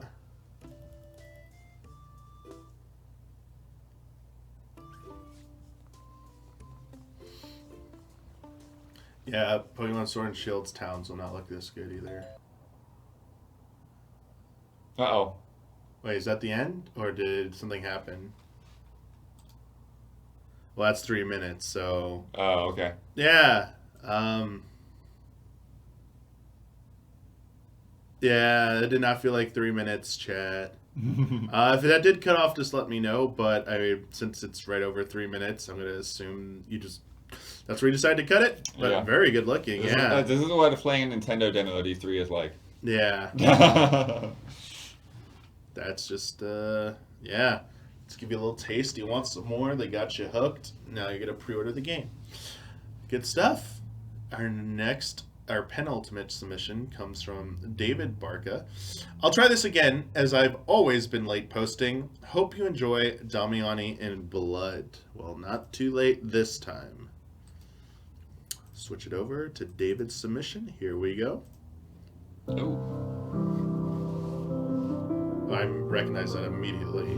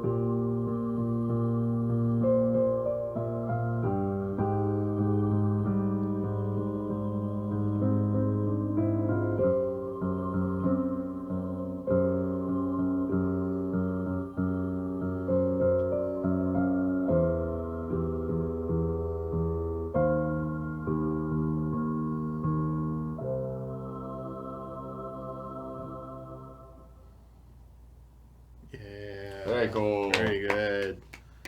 Thank you for that. You finally got it in. Good stuff. Which brings us to our last submission that we have on here. Before I do the refresh to check for anyone who made the cut, this last one we have right now comes from Ray Luaza. Hey, allies. This submission comes to you on behalf of Team Racket to talk about our experience with Glenny's Cauldron Jam. We've made a video narrated by the wonderful Michelle Jackson to share some fun curiosities about the development of Twin Sister. There was a lot more to it, of course, but this is as much as we could fit in 3 minutes. Audio mix is a little bit messy, so I've added subtitles on YouTube in case you feel they're necessary. Oh, We'll see. Yeah, it could It be may, we might downloaded, switch yeah. over if that is an issue. I also want to briefly say that this whole game jam idea was fantastic, and that I hope you guys do it again next year. Cosserer. I hate that name. One in the end, but I hope we made Glennie proud. Love and respect, Ray from Team Racket. Here we go. So I have the video. We'll see. And then if not, I could load the YouTube video directly in here. So here we go. Hey allies, I'm Michelle from Team Racket, and today I'll be talking to you about our Glennie's Cauldron game, Twin Sister. There won't be much of a structure to this video. I'm just going to talk about some of our design plans, cut ideas, and doing some general observations. When we started out, we had a lot of ideas in mind, but a few of them were pretty much set, ending up in the actual final product. We knew straight away that we wanted to do a game with monsters inspired by JRPGs like Pokemon or Dragon Quest. We wanted the hot spring scenes to be moments of character development, and we knew that the last one would be depressing and lonesome following the death of a character or the entire party. We wanted our game to be extremely anime. As a nod to Uber. Once we had our slogan, we also decided that the world in which our game was set would be extremely brutal. That ended up inspiring our monsters to be both disturbing and charming. From that, we eventually figured out that it would be a cool idea for defeating monsters through traditional means to be impossible, and that our characters would have to find alternative ways to succeed. When the game jam went live, we actually had no idea what our game was really about. We had no characters, no story, no monsters, and no end goal. Things eventually started taking shape when we designed our three protagonists, Ezra, Yukiko, and Susuke. Ezra was influenced by classic, earnest, and strong-willed shonen protagonists like Naruto or Goku. His visual style was roughly influenced by Akira Toriyama's, and his name was an obvious reference to Easy Allies. Susuke, originally named Susake, was a not very subtle nod to Sasuke from Naruto. They have a lot in common, with their cold demeanor that gradually develops into selflessness and friendship. His style was also influenced by Demon Slayer.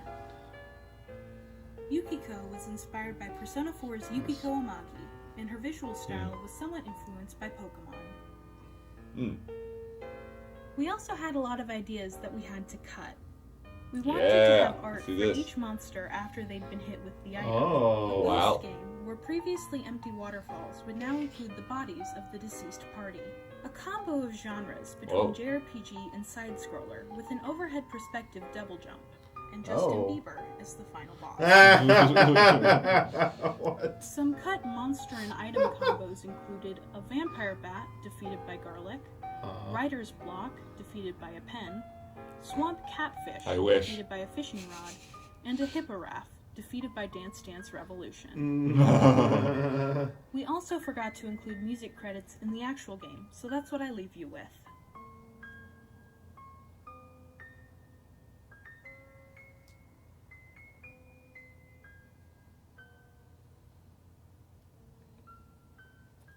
You should make this the video that plays when you beat Twin Sister.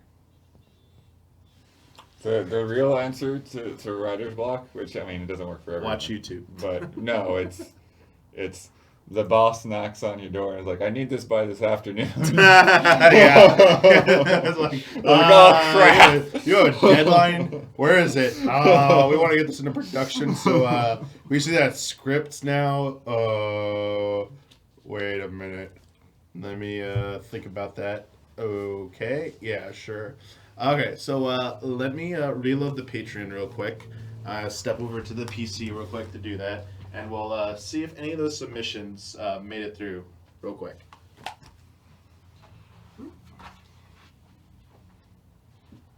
Yeah. Yeah, that was a nice video. Again, it's just cool to see those details that you don't normally pick up on. Just trying to take it all in and just trying to focus on whatever goal you have. But yeah, those monster designs are fantastic.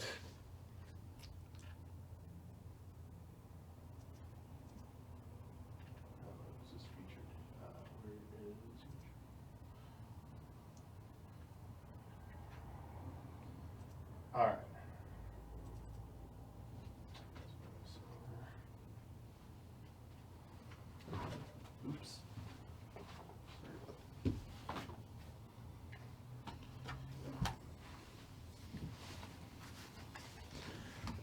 All right, so let me go through their. So only people whose names appear on my list here. We'll go through and see who didn't finish their comment. We'll do a refresh. So Cisco Ace Jackson Garcia was the first one. So let's load all these comments. And let's see if they actually got theirs in. Do one last refresh right now. Here we go. Sorry, I have to load it in now. All right. So let's see. Cisco. So if you, yeah. They're in order here. So, nope. Still hello from Cisco. Sorry, Cisco. Who else didn't get theirs in? We didn't have too many. More than I reckon. It seemed for. Sorry. Carl Williams. See if Carl got their entry in here. Just give me a sec. No. Sorry, Carl. Didn't see an update there. David Cleland. Let's see if David got theirs in. No, hold up. Surprise pending vanished though. No. Uh-oh. Or are you sure? Because sometimes if they're mixed categories. Christian Thomas. But yeah, I'm not seeing it. Scroll a little bit more. Because that's a video. Yeah, it does look like that one probably didn't make it. Got eaten up. Alright, what else? Alright, let's keep going. We got beating down Brian. Sorry, there we go. Figures. Anyone else on here? I think we're getting close. Ben Fitter. Let's see if Ben. Oh, yeah, there here it is. All right, so looks like Patreon ate my comment, even with a reply for safety. Past the deadline now, but I'll repost just in case. Hey, Damiani and Bloodworth. I raised my Patreon tier last month, but missed the deadline, so this is my first community showcase submission. I was going to write a long introductory comment, but decided I'd save that for next month. Instead, here's a short anecdote accompanying piano cover. One of the first videos I ever watched from Easy was a stream. Blood started almost exactly three years ago today. He was playing a game I'd heard of before but never played, as it was just a little bit before my time. After watching the first couple parts on YouTube, I immediately stopped, downloaded a ROM of the game, and beat the whole thing before watching the rest of the stream. I can now confidently say that this is one of my favorite games of all time, and one I really think more people should experience. Nice. So I wanted to make a short musical tribute to that stream, as well as thank the allies for all the streams since then. So I'm actually going to see if there's a video or music real quick. So if there's music, we can start listening to it. We can show the video of this. Yeah, so I'll have to step over to back there real quick to use the keyboard. Because I have to paste the link back in here. Oh, again, sure. 'cause I don't have it, so give me one more sec. Give me a sec.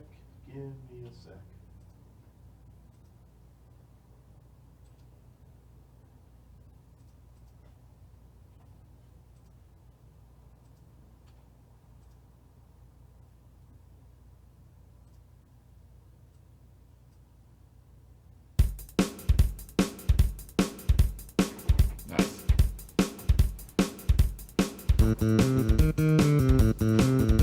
Oh, it might be a little bit loud though.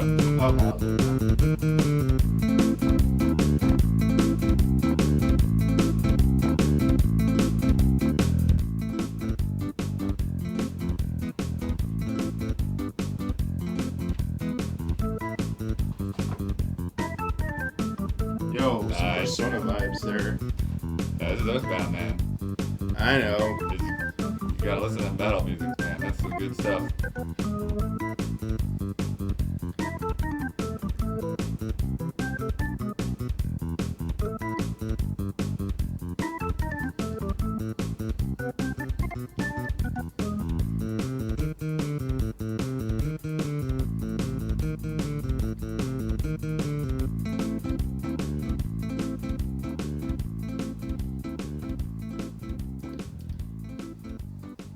Very nice. Yeah, very good. Glad we caught that. Thank you for submitting that. Thanks, Ben. I think that might have been the only last one we missed. Yeah, Well, 'cause- there's Eric Jackson's apparently at the very top. okay, I'll go back to that. Super 3D Cat, I just want to say, screwed up and completely forgot, so no pop and music song today. So we missed Eric Jackson. There's always has to be videos. So I have to get back up. Sorry, there's not a room for the keyboard at the. Careful. Now I'm getting stuck on like 30 things here. Alright, one sec.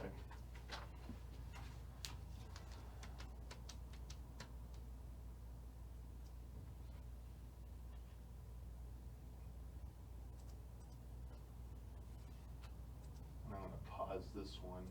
So I gotta read the comments still. Ladies and gentlemen.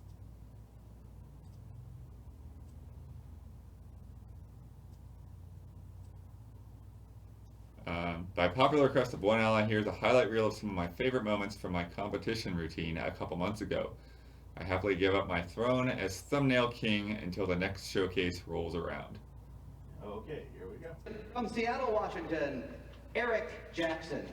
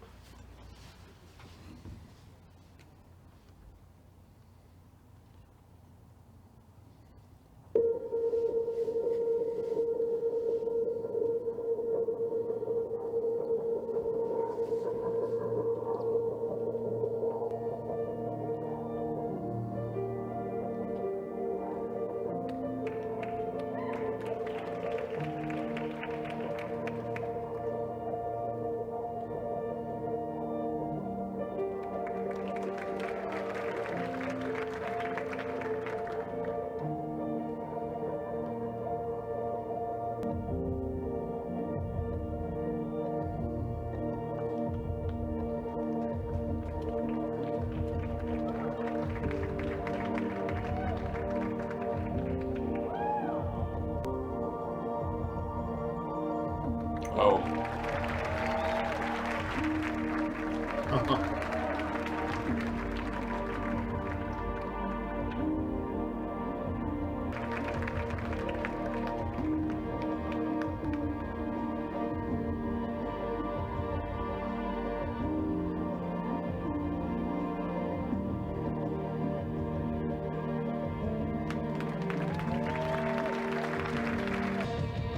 Bossman better see this? What happened? What? What? What?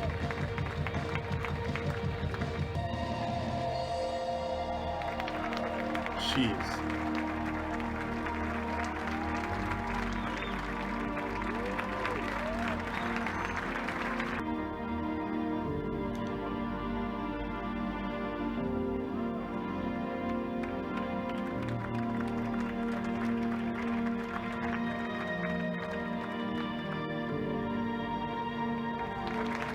Oh, Bossman claimed that he couldn't be good at art and juggling, or something like that.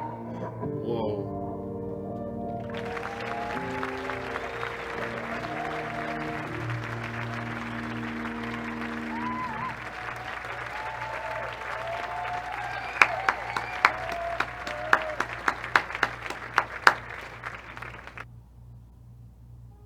Oh, There's more. In second place, your silver medalist, Eric Jackson. Nice. nice.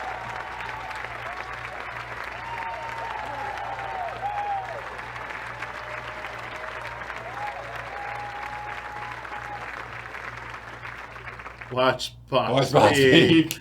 Watch Box speak. Good stuff. And I believe that is going to do it. We can take a scan on the doc one more time just to scroll down because I don't think we scrolled through everything again. The video and image and audio stuff, I wanted to put someone who. Oh, didn't okay, have. okay. Yeah.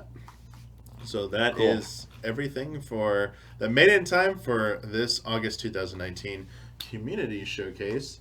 Thank you to everyone for your wonderful submissions. So fun to watch that. thank you, Bloodworth, for joining me this month. For sure. My phone's blowing up, so it's gonna be real interesting when it's done. Like, how long is it gonna take me to catch up on all these messages? Jeez, I have it in my pocket. Didn't look at my phone at all, so I don't know what's going on.